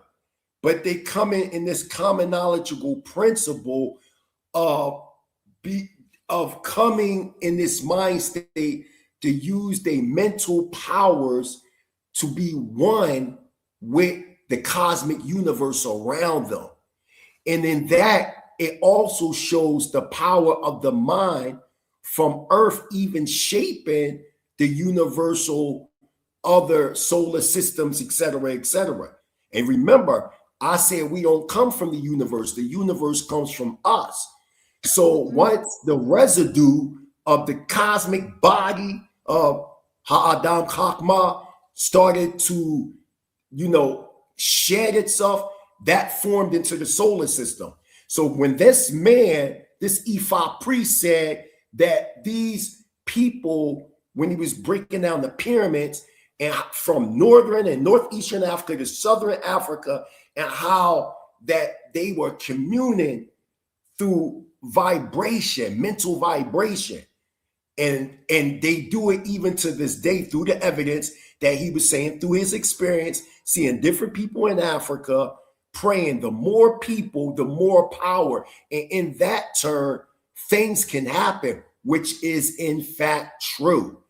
That's why if you really look at the scripture, the creator Yahweh didn't say to us that other powers didn't exist. Yeah, he said it might have been a lower standard from the thought, but there are other powers in the multiverse.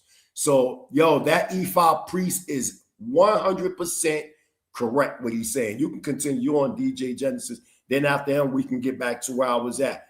But yeah, So go ahead. I want to I wanted to get into where he gets into the Merkabah and how that actually the Merkabah is How long is it going to be? It's coming up. It's about like maybe like it's coming up really quick. So let's just listen. All right, go ahead.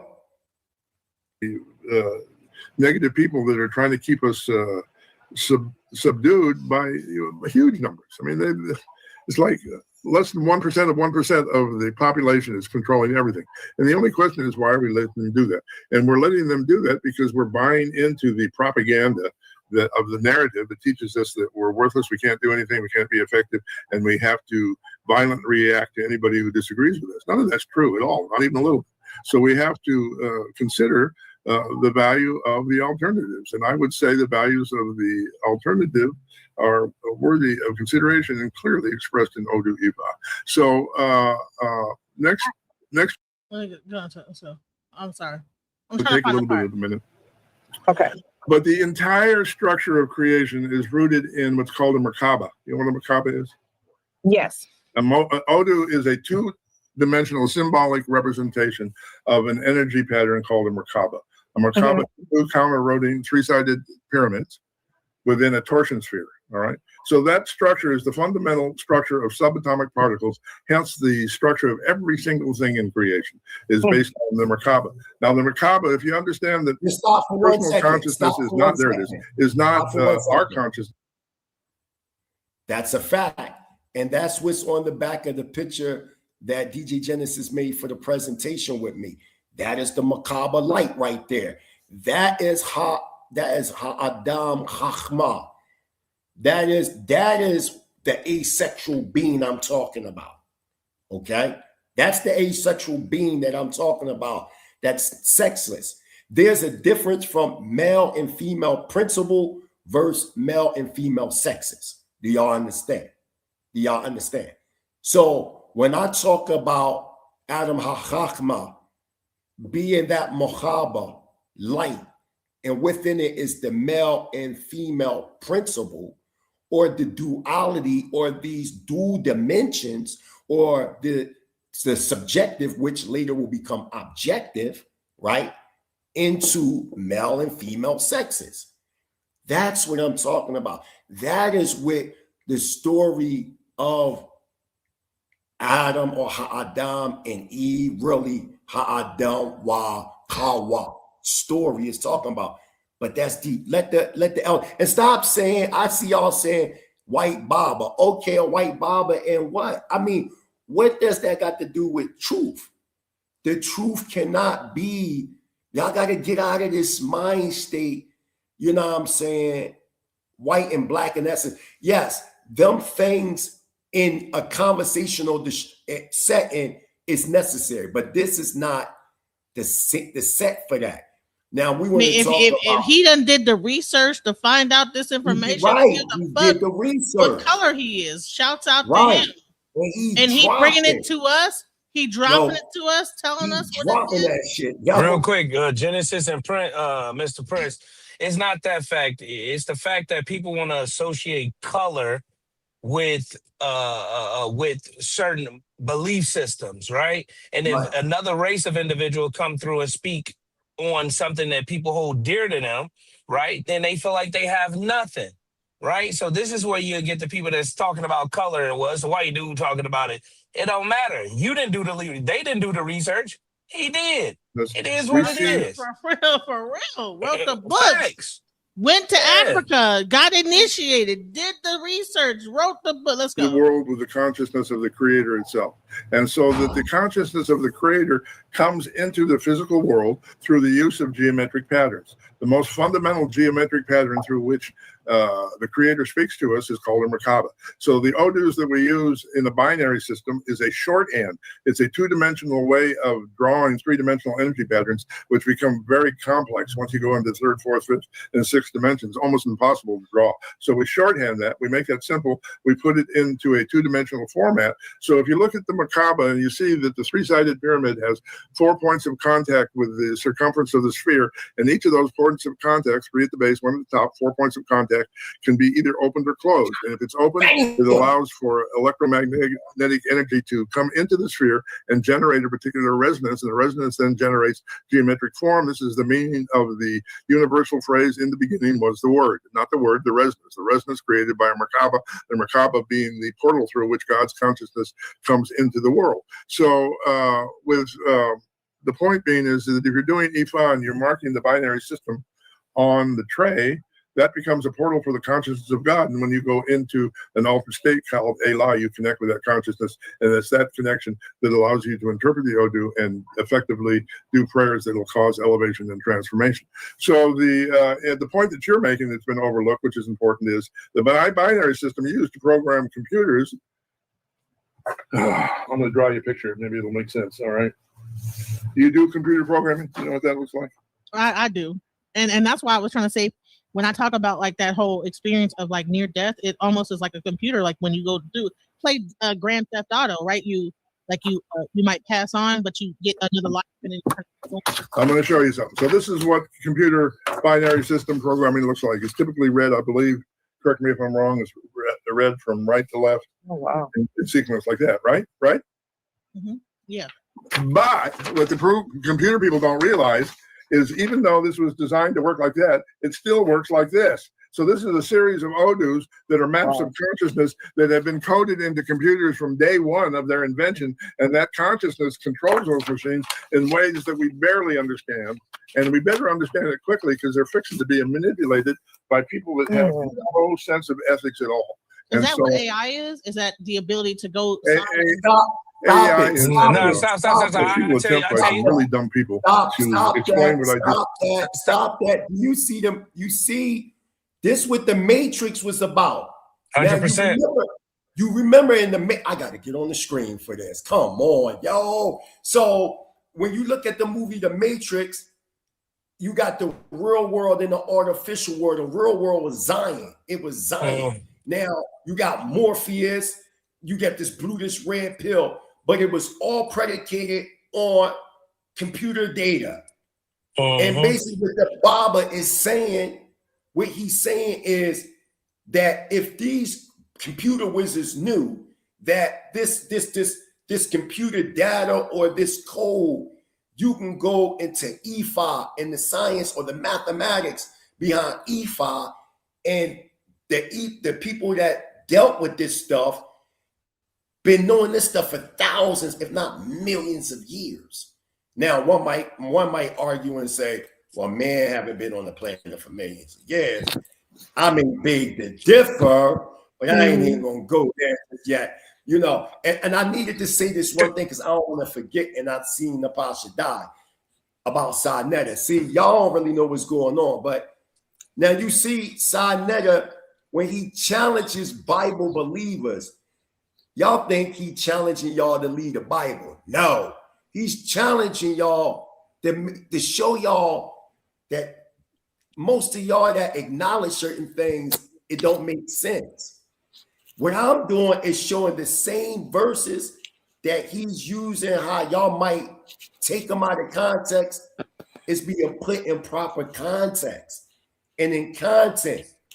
And when you do that, when you listen to presentations from the Pasha, you ain't going to disagree because you're going to be like, oh, I know the correct understanding of that verse, but if I take it literal and Eve ate the apple, or instead of Kawa developing by the way of the brain, because when you look in the brain, you see the serpent. You see the serpent image in the brain.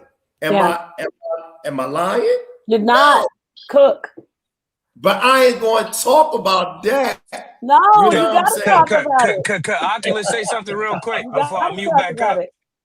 Because we got Oculus, brother Oculus, I promise. I just want to say, because when you talk about it, see the whole thing about how people want to disagree, I can relate to what you're conceptualizing because it doesn't really go against what I conceptualize. Right. So I can see but you're talking on this layer, I'm on this Yeah, layer, but it's limit- still one onion. So yes, anyway, thank you, Oculus. It's like yeah, you the limbic.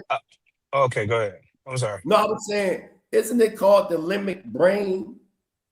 The limbus. Limbus.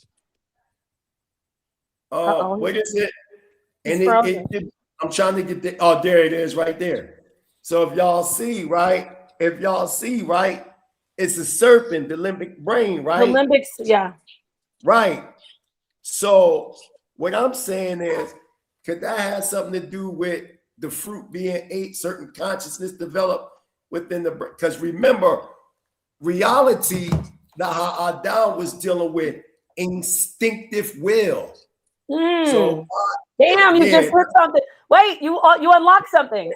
I talk about the expensive tissue hypothesis and how that study, that hypothesis, which is scientific, it relates to eating, but in the story, it's symbolic when they say eating, but it's still, when we go to science, when they ate, their consciousness evolved.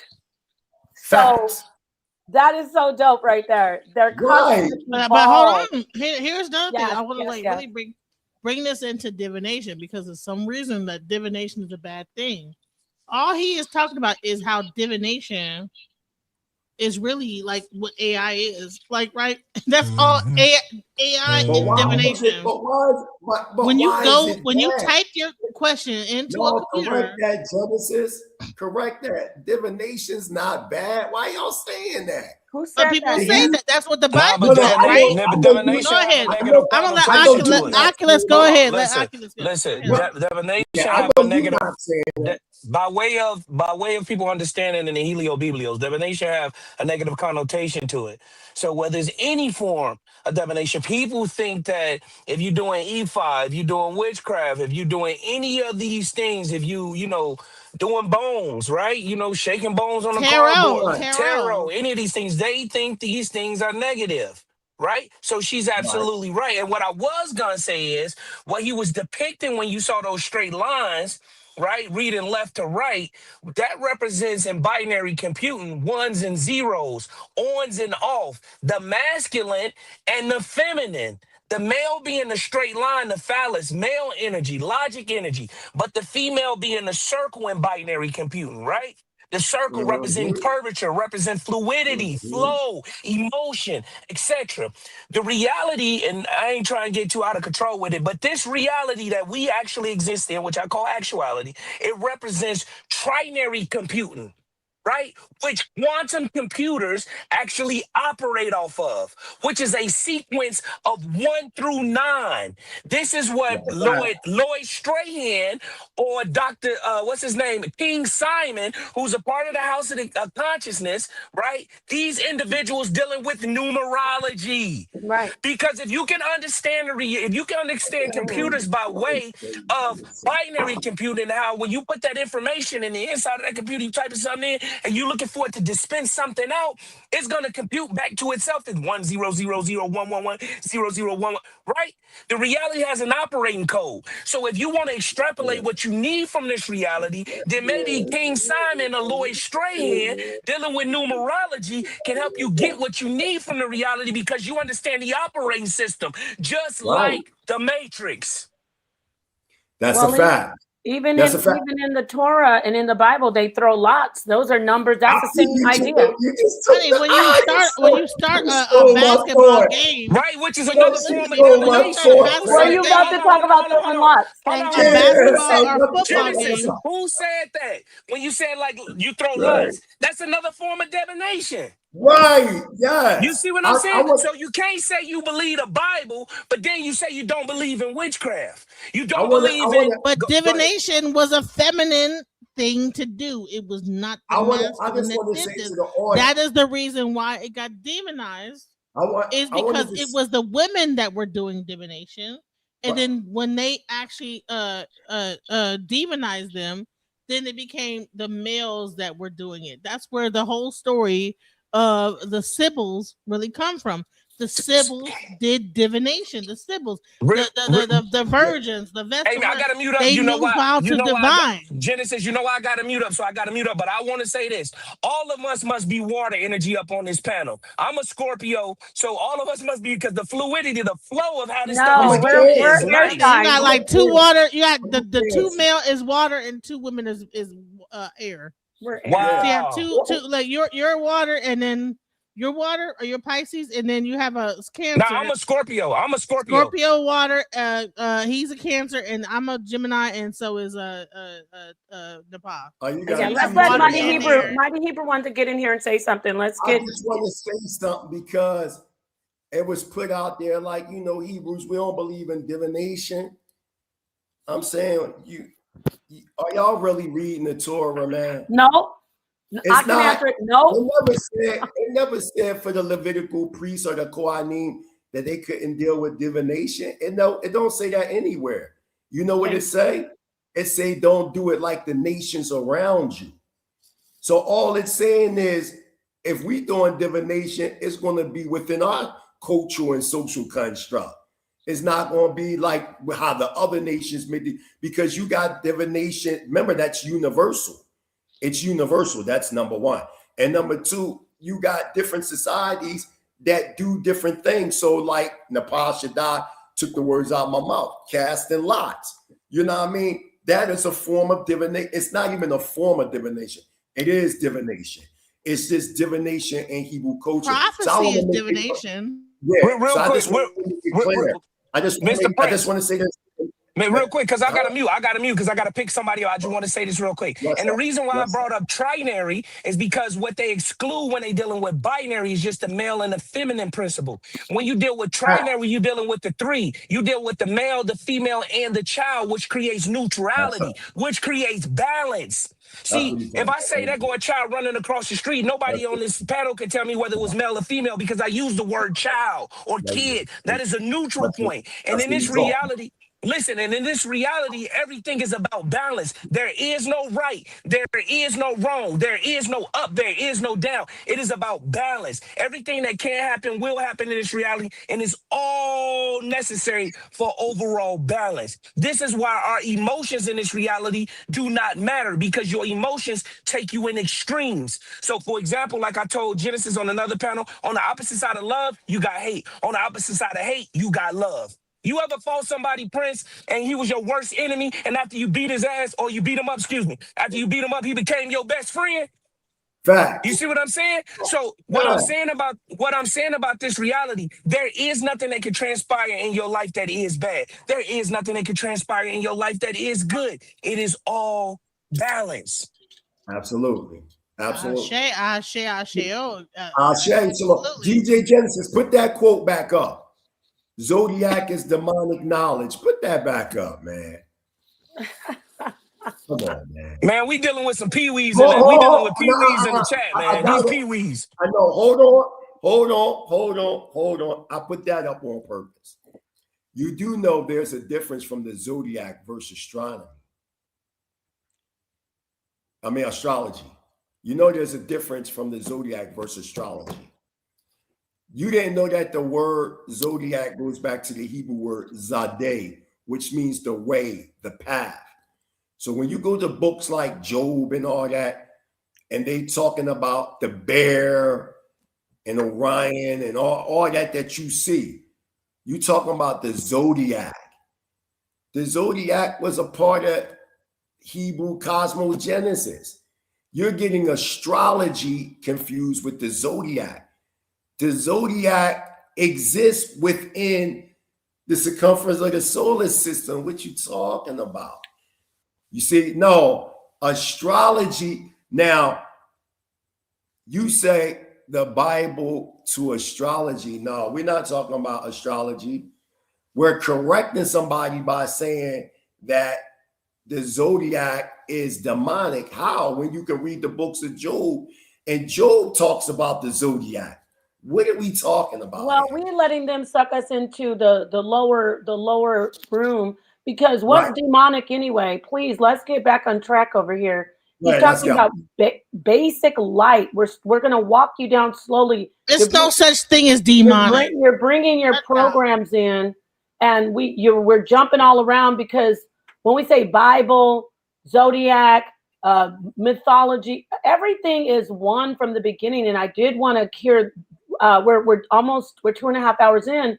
I want to hear more about the Merkabah in the teachings that you and that she's showing the Baba. Once she finishes in this part, then she can continue with where we left off. We want to get back on track, because we need to walk them down slowly. Facts. Said, and work that to their advantage, and make sure you don't understand what this really means. Wow. Go back. Sorry, right. when he brings it up, okay. Like you might pass on, but you get another life. And then I'm going to show you something. So this is what computer binary system programming looks like. It's typically read, I believe. Correct me if I'm wrong. It's read from right to left. Oh wow! In sequence like that, right? Right? Mm-hmm. Yeah.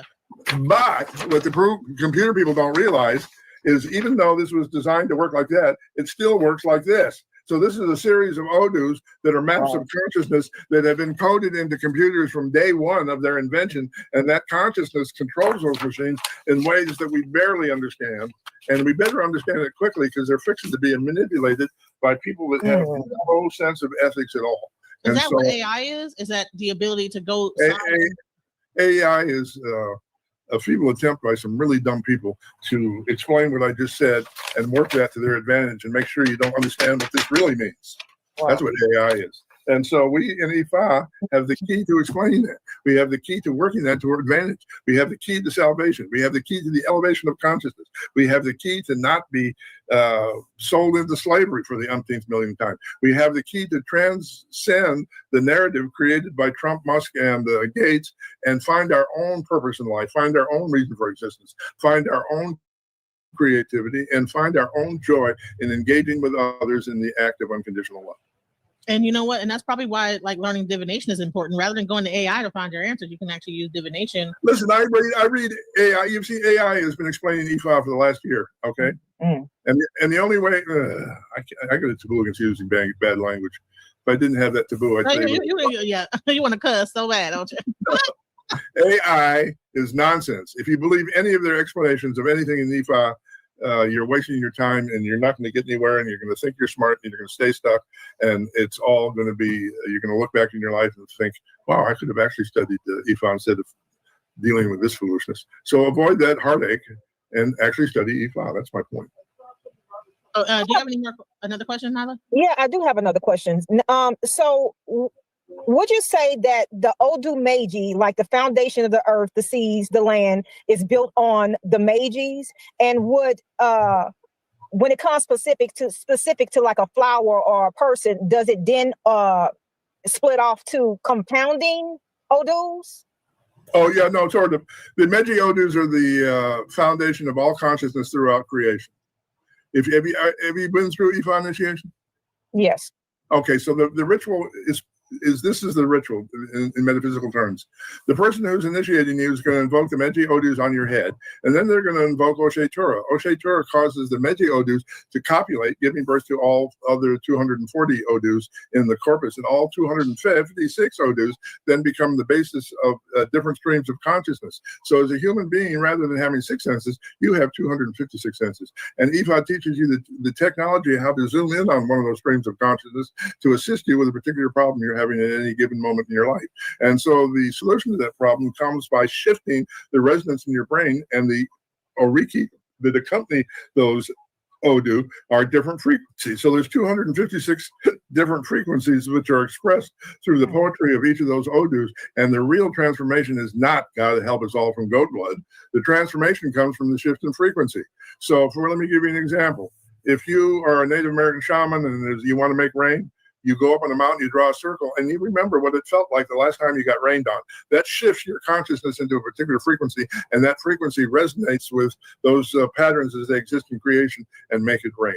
And so that's true for the solution to every problem. You don't become wealthy by begging for abundance. That's a waste of time. That's just an acknowledgement of poverty.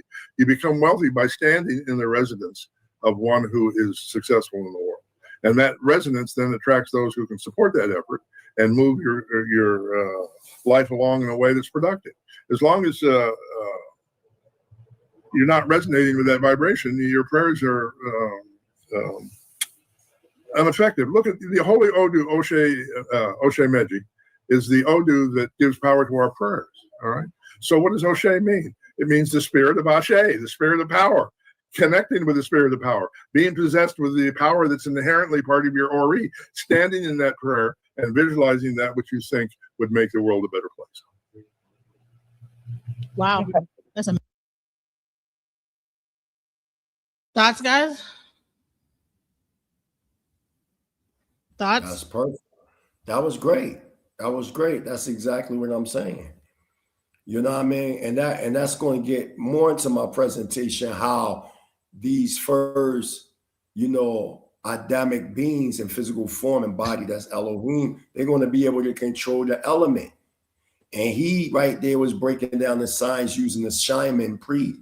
A shaman, as an example, going up to the mountain, making a circle, remembering the thought, because you remember that's the true UFO, or the unidentified flying object, is the mind able to time travel beyond space in the sense of, time or so, or beyond time, and able to remember how it felt in that rain and then cause them vibrations to take place within the spheres and causing it to rain. That's why you have many stories from your Gentiles and explorers and conquerors that came amongst North America. They would see the shaman actually do these things. This stuff is well documented. You know what I mean? So what the man is saying is absolutely true. And as I proceed on in the presentation, I'm going to be breaking that same thing down, but just using it by the way of a Hebrew cosmological and Hebrew anthropological understanding. But the result in the end is the same at the end. That is the part I wanted to say, is that people want to. It's the same in principle. It may not be the same in cultural expression. Culture is going to happen because we know culture is social, is environmental, et cetera, et cetera. Isolation is involved. Yep. So things are going, especially for priests. Yeah, you have to isolate yourself, all this stuff. Right. Yep. But I'm talking about a people when they express their cosmogenesis through their anthropogenesis. Like if you deal with a person from Nigeria and they practice Ifa, Yoruba, right? They practice Ifa. They're gonna talk about the cosmos based upon the environmental condition that they became encapsulated in and adaptable to. If you talk to a Buddhist monk in China or Japan, because of the social construct, that is the anthropogenesis, but the cosmogenesis of it is going to be understood through their cultural and environmental conditioning. And that's basically what the man is saying right there. I want to play one last little thing too, when it really comes down to this. Allah and all these different things. Let's go into it. That we never hear. Okay, but Genesis, I just want to let you know before you play it. I have Sonetter call me, and I do need to we're going to probably be. He asked me when are we going to be closing it out with Mighty Hebrew stuff. So just letting you know, just time sensitive. Oh no, you guys can keep going, but I was just going to say I wanted to maybe let you know. I was about to play his stuff, but I wanted to I got you. No, I love this. I'm just letting you know he contacted me. Thank you. Okay, no problem. Never tried to understand, and I would like to help initiate the process of looking at that as a profoundly important tool in our ritual process. So what is the difference between Elah and Allah? Elah, okay, that's a good linguistic question. The letter E is like a pronoun, all right? So E means the. So the word Elah is an elision of A. The letter E is pronounced A in Yoruba. And the word Allah. Allah is light. So Elah means the light, capital T, the light. Okay, but it's not the light of a light wave. It's the light of what the ancient Egyptians in their infinite wisdom called a longitudinal light beam. A longitudinal light beam is a light beam that functions at 432 hertz and which has no wave. It's a straight line. The light beam of Elah, unlike a light wave, which is a curlicue thingy, the light of Elah gets stronger as it moves away from source. And as it moves away from source, it continues in the universe until it hits the edge of the universe and returns to its source. So it's a biofeedback system. So Elah is the key component for unleashing the potential for free energy that we find in the Odu Ije. So Elah is both a metaphysical principle, an important ethical concept, but it is also the fundamental idea with regard to what I call Ifa science and the ability to use alchemy to transform one element into another and make a better world. And the thing that's amazing is Spirit's going to give us this information whether we want it or not. Mediums of Elah can really explain all that in depth, but right now the best medium for Elah I've encountered who's explaining all the paleoscience of Odu Ifa is an actor named Terrence Howard. I'm not even sure he knows what Ifa is, but everything I've heard him say about science matches the liturgical Yoruba that describes Ifa in Odu Ifa. The other person who really had a handle on the Ifa understanding of Elah is Nikola Tesla. He used the concepts we find in Odu Ifa to generate free energy. Absolutely. Wow. And I want to like make sure that we understand that Ifa has that understanding of free energy within the science of it. But you know, the thing is that like this is the reason why I got into it. I was like, man, this is really not just a religion. This is like it's a science within itself. So all right, so now let's go into like the rest of like the Mighty Hebrews thing, and then we'll like go. We have to do a part 2, you know, but let's go into. I just wanted like to take that time to like express the similarities in Ifa and like Merkabah, like Kabbalah. I believe that Kabbalah and Ifa are pretty much like brother and sister skipping down the street. Like when you go into like the Kabbalah and that thing, it's similar. And that's the reason why I think that Mighty Hebrew wanted to do a show together, because he wanted to show the similarities. But let's go into it.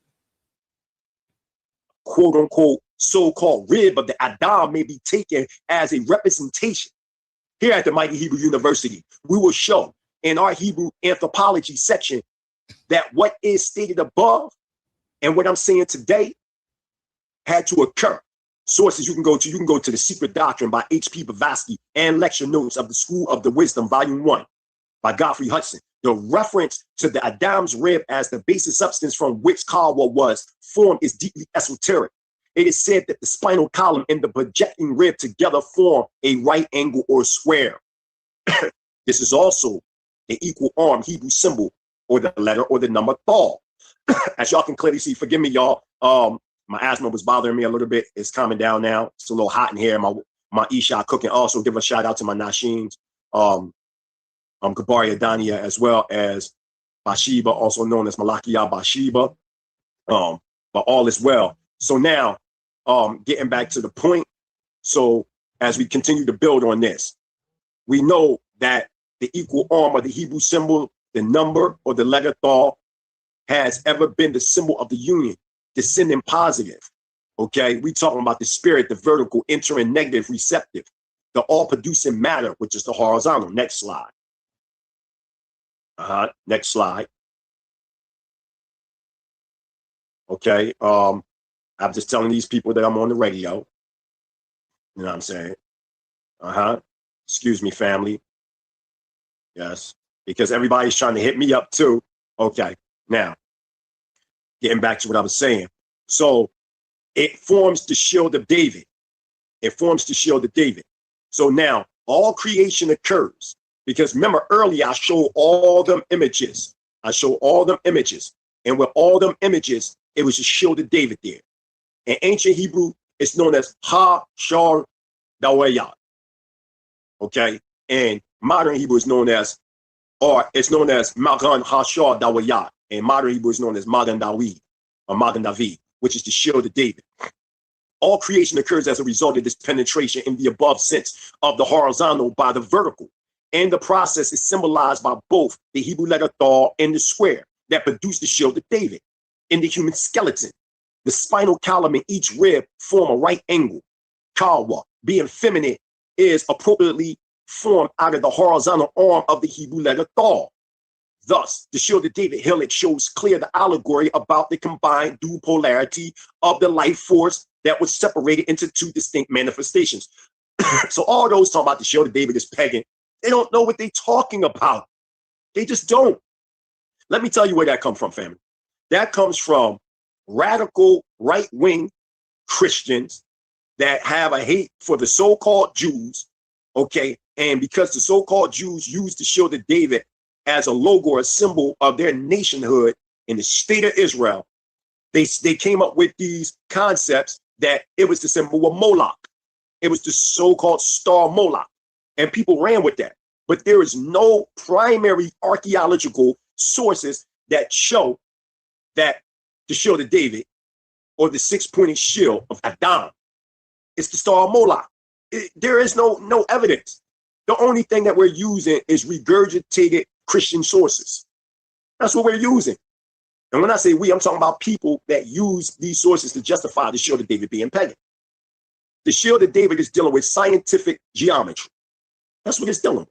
Thus, the shield of David helix shows clear the allegory about the combined dual polarity of the life force that was separated into distinct manifestations. These produced in both the physical and psychological worlds, oppositely polarized man and woman. Next slide. This is beautiful. Isn't this beautiful, Brother Bassel? Brother, not only am I enjoying it and learning a lot, but so is everybody that's tuned into the live stream. Shout out to everybody that supports the Mighty Hebrew, the Mighty Hebrew University, and of course, www.themightyhebrew.com. The link to the website is in the chat. Yeah, the show is all yours, brother. I'm learning. Okay, so women were not on the planet first. Stop the madness. Men were not on the planet first. Stop the madness. The Adam, or the first blood, or the firstborn, was neither male nor woman, but a being with male and female principles within the Adam. Later, the separation would occur, and now male, Zachar, and Nikubah, female, will become Ish, man, and Isha, woman. Let me read that again and say it again. So women were not on the planet first, nor were men first on the planet. The Adam, the first blood, or the firstborn, was neither man nor woman, but a being with male and female principles within the Adam. Later, the separation would occur, and now male, Zachar, and Nikubah, female, will become Ish, man, and Isha, woman. Men and women were brought forth at the same time. Next slide. As we can see right here in the Hebrew around it, the androgynous being, the asexual being right here. Now, we're not saying this literally what they look like, but we're just giving you anthropomorphic symbolism. Not to be taken literally, because you don't want to fall into sin and then you start taking imagery and trying to label that as the creator. So people that run around and say, oh man, the creator is male and female. No, the creator is not. The creator is neither male nor female. Okay? The creator manifests asexual or androgynous beings that have male and female principle, or male and female dimensions, or positive and negative dimensions. Okay, next slide. And this is where we at. We have to go deep within the self, because now when you go deep into the self, you go beyond the concept of what we see as the physical. And when you do that, then we know that responsibility must be shared. We all, as men and women in Israel, must go into ourselves in deep meditation. And within deep meditation, these things will be discovered. Next slide. So now, I want to read Ecclesiastes chapter 12, verse 12. It says, and further, by these, my son, which is inclusive with daughter, be admonished of making many books. There is no end, and much study is the weariness of the flesh. This right here is to the scholarship body, or the students at the Mighty Hebrew University. The above, what we just read, this verse made mention, okay, as with all can read clearly, at least for some, has and have been the subject to a gross misunderstanding and taken. Next slide. Out of context by many within our nation, and to the point that the original Eastern concrete meaning has become lost by most, but still stand the test of time by very few. This misunderstanding has caused many not to go into a deeper research when pertaining to our original spirituality, culture, and history and heritage as a nation. Much love to my brothers and sisters that are bringing forth the absolute understanding that Yahweh, Elohim, or Elohim is the master of the multiverse and this universe. To understand Hebrew cosmogenesis and Hebrew anthropogenesis taught at the Mighty Hebrew University, one must have a clear and concrete understanding of the three. Go to the next slide. Forgive me, family, that was my niece. You know, no harm done. Nah, the children play. Okay, you're going to shortly see some diagrams, but you're going to see some diagrams come up shortly. Now, this is a brief synopsis that which was, is, and shall always become. The nations of the earth have always viewed historical reality as being either circular or cycler or both, or as the first and second and third diagrams are going to be shown in the second. A linear view sees history as beginning at an identifiable point in the past and proceeding into a straight line to a accumulating point in the future. This is why the Western world, Western liberal democracy, the Euro-Gentile, has to this day misunderstood the Bereshit or the Better Eshiat, miscalled Genesis code. Many read what is now called the Bible with this type of Eurocentric lens. And because of this, they fall victims to their own misunderstandings of the Bible. Many Israelites and even the Black conscious community is guilty of this. Okay? Continue on to the next slide. Now, you see the two images. You see a lineal history and you see a circular history. Okay? I just explained what the lineal arrow, the lineal history means to the Euro-Gentiles. Then you see a circular history. This is what many Afrocentric or Hamitic or African societies believe in, the circular history. But I'm going to show you as Hebrew Israelite sovereign nationals what we acknowledge in the next slides. Continue.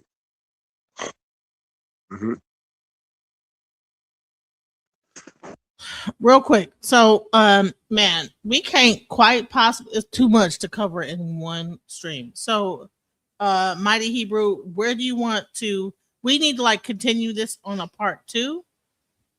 And I would love to like know, when do you think that we, when do you want to come back and do the rest? Because we're here, it's 3 hours, you know, that's ended today's Thursday, so let's come back next Thursday.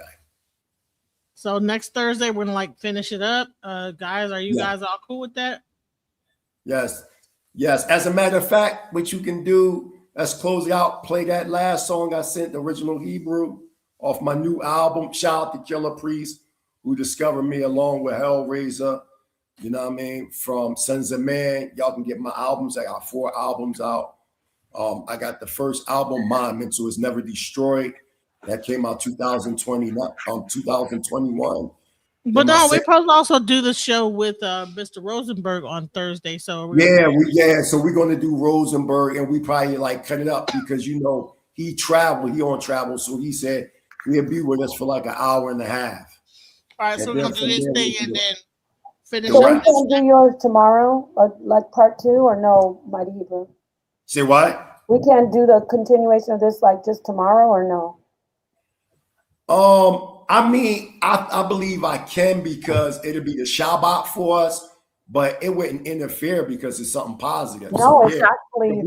If you want to do it tomorrow, if DJ Genesis want to do it tomorrow, I think that's better than waiting. Yeah. Okay. So let's do part 2 tomorrow. Is that good, Genesis? Part 2 tomorrow, and then by next week we'll be doing the Kabbalah with Mr. Rosenberg. Exactly. By that time, we should have gotten through this and everything like this. Okay, so tomorrow at the same time, just to keep it fresh too. You know what I'm saying? Like people get it today and then they get it tomorrow for Shabbat. Absolutely. Yo, shout out to Blue Devil J. He said he is a mighty Hebrew. What do you say? Check his resume out. He don't just talk about it, he is about it. Yeah, That's absolutely. right. Absolutely. That's awesome. So Genesis, that's good for you, right? We could just do a continuation part 2, right? Tomorrow, same Yeah, time. probably like same time, and then when the Sabbath, right? Yeah, because the sun's going down for me right now. I know we're in different parts of the world, but but it's for us right now. It's Friday morning. It's Friday.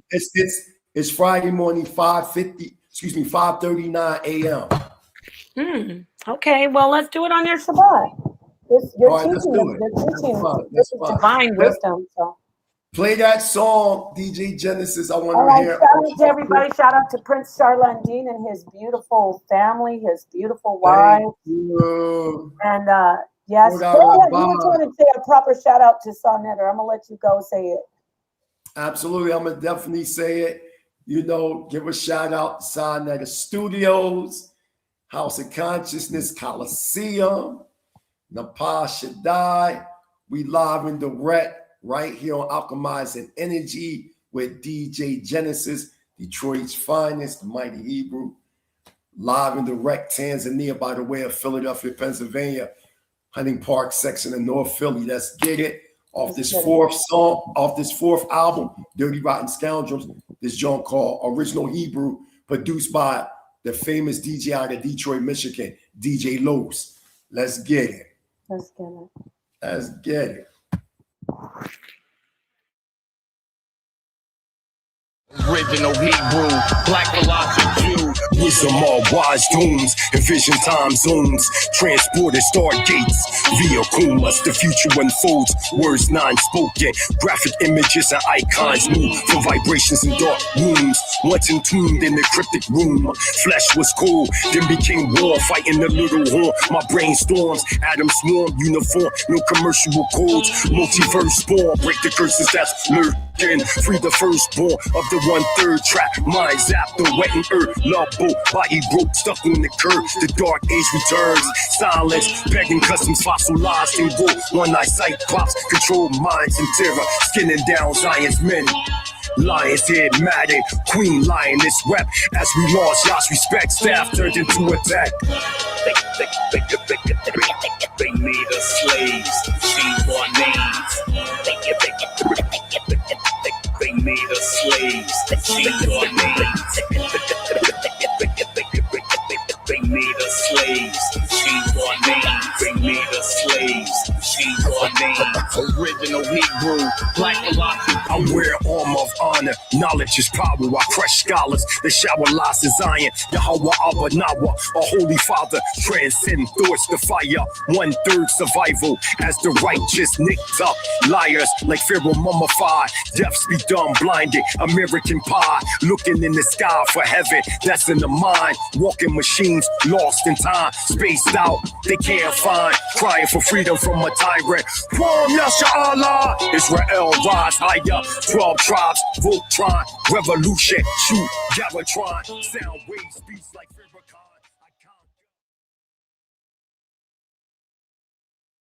Hey, so are we going to give like final thoughts for each person, or what? We're just going to go right to the end, or what we're going to do? Oh, that was however you want to do it. You want to like give final thoughts, or we just let the song be the final thoughts? We can definitely give. Who's on? Just me and you? No, I'm here. Everybody's still We're live. We're still live. Let's give final thoughts. You the host, DJ Genesis. However you the hostess with the mostest. Yeah. So however you want us to do it. Want to go around and do our final thoughts? Naturally, I will go last.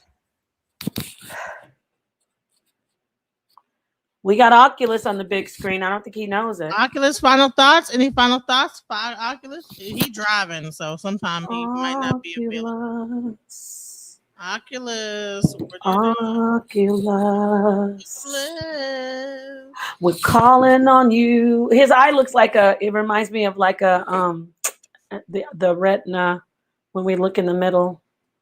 You know? Oculus. Okay, well, all right. So I think he's asleep or he's doing something. Oh, okay. He's driving. Okay, so let's go. So who are we gonna go with? The guest? Me? Let me take this off so they can see the true me. Oh, it's dark now. I like when I look like this for some reason. It's like, doom, doom, doom, doom, doom. You can't see me because it's dark and I don't have any light. So let me turn this off. So I would like to say thank you so much once again to the honorable, amazing teacher. I mean that. I mean this with all sincerity. Let's see, how long ago, Mighty Hebrew, was it that I first encountered you? Was it 2015, 2017 on Facebook? I think it's 2017, was it? Or 15? Help me out, brother. When you were teaching? 2015. Yes. And looking at your teachings, knowing you are a Hebrew Torah follower, Tanakh teacher, and then seeing how you are so beyond what we've been programmed to see about the Bible and about Torah. When you would teach the things about, which we're going to get back, I'm sure you're going to come back, about the light beings, the ethereal beings, and how people are millions of years? How, I don't want to mess up your teachings. Billions of years from existence? Correct me. Tell me. Are you there? I'm saying, yeah, our existence 311 trillion, 40 billion years. But our physical existence on Earth as man and woman would be 18.5 million years. Okay, going back to what he just said. See, when you hear somebody teach that, it takes your mind, it's like a shackle breaks off of your understanding when it comes to the teachings, these ancient writings. So I appreciate you tremendously. I'd love sitting down and listening to you, going to the metaphysical, the Merkabah, talking about, we're going to also get Wait to until we get to Abraham. Wait until we get to Abraham. Y'all gonna be like, damn. I already know. Listen, I already know. I'm just waiting. Wow. You know, I'm sitting back. You ever tried a great, delicious dish and you know it's delicious, and then you see people come in and taste it for the first time and you're looking at them like, it's good, right? I know you know it's good, right? So thank you so much, Genesis. Somebody said, the boss said, give me some kosher corned beef. I'm a vegan, but that was funny. I laughed too. Yes. He said, give Mighty Hebrew some kosher corned beef or something. He may be hungry. And he laughed. That was funny, but I'm a vegan though. Oh, yes, you are a vegan. And so I appreciate you. I appreciate Genesis bringing this together. Shout out to the HOK Sonnetter for letting us bring this to the HOK audience. And peace to my people, the darkest minds of the light, which are the people here on the panel. We're coming together, vibrating together in what I call the universal mind of the Most High God. You know how I say the unfathomable God. I want to talk to you about that too, Mighty Hebrew. I haven't even gotten to that part. But anyway, that's my closeout. Peace and love to everybody. And tomorrow we'll sit back and try to go. I know we jumped in a lot, but I'd like to see really see your teaching really get put out there so we could get to the end of it and then come in and just really vibe with you on it. So this is beautiful. Thank you. Peace and love to everybody. Thank you. Hallelujah. Yeah.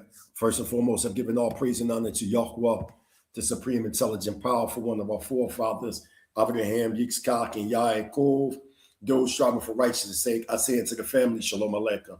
It was definitely an honor and a privilege to come here, DJ Genesis. I always enjoy coming on Alchemizing Energy. It's a dope vibe. The audience is vibe. You know, everybody vibing, and it's just a peaceful, it might have differences, but for the most part, everybody in the comments, they're very respectful.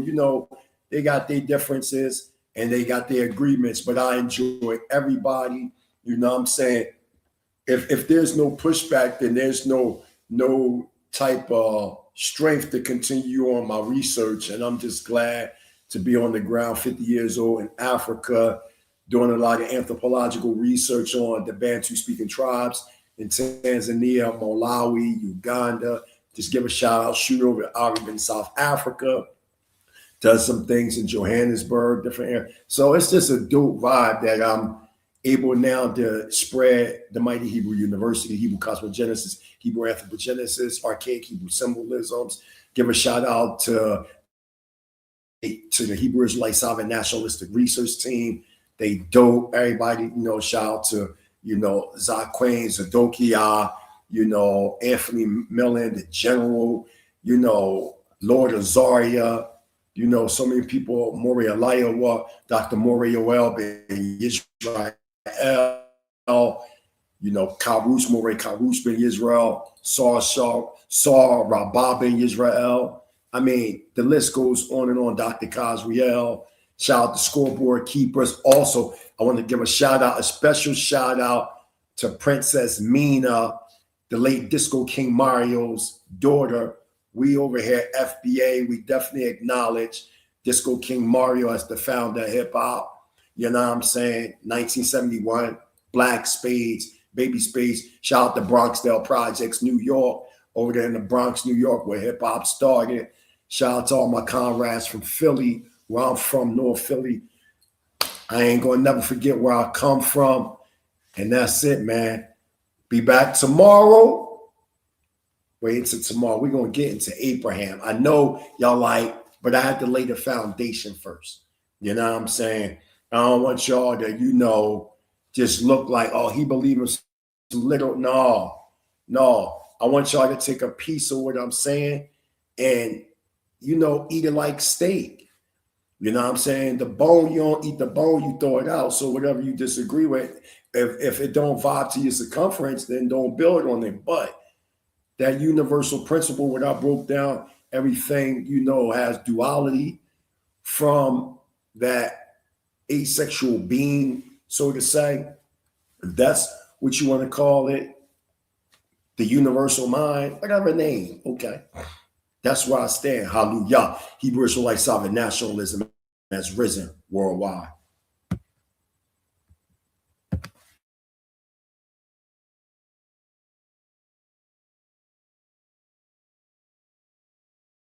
Oh, and one more thing. Yes, y'all can get my music. I'm on Spotify. I'm on every major platform.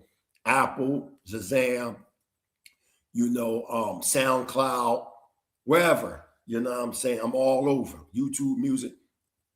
So, you know, you can get all my 4 albums. You know, most of the places you got to pay for them. But if you're trying to get free one, I know you can go on SoundCloud. It got some of my stuff. I made sure that Original Hebrew is on SoundCloud so everybody can get it. You know what I'm saying? But the album is called And Search for Lurking, free the first. Yeah, let that, matter of fact, I'm out of here. Yo, Genesis, let that last verse play. Let them hear the whole verse. That's end now. Born of the 1/3 track, mind zap the west, right and exact. They made us slaves, changed our names. They made us slaves, changed our names. They made us slaves, changed our names. They made us slaves, changed our names.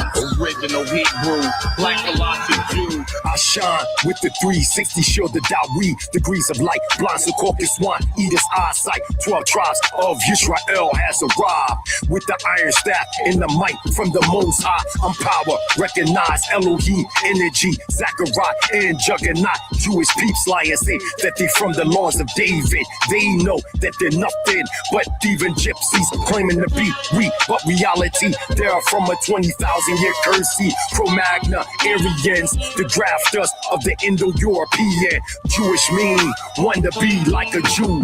Motherfucker, I can see right through you. You not from the tribe of Judah. You don't look like an Ethiopian Falashian. You're a Leviathan from your mother's womb, chasing the past tense with your histories like Plato and Socrates, chasing stories of Ramses. They made us slaves, changed our names. They made us slaves, changed our names. They made us slaves, changed our names. Original Hebrew, Black Kabbalisic Jew. They made us slaves, changed our names. They made us slaves, changed our names. They made us slaves, changed our names. They made us slaves, changed our names. Original Hebrew, Black Kabbalisic Jew. My beats.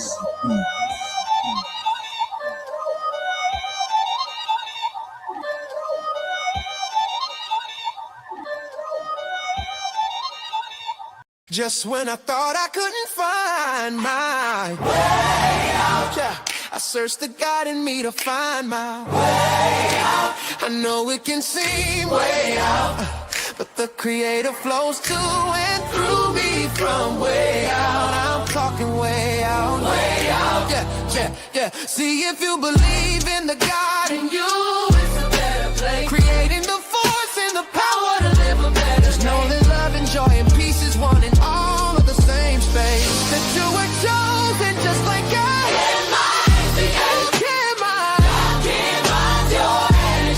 That's right. Only you can make the change. Shine your head at you. Shine so bright from darkness to light. From darkness to light. Yeah. And you'll find your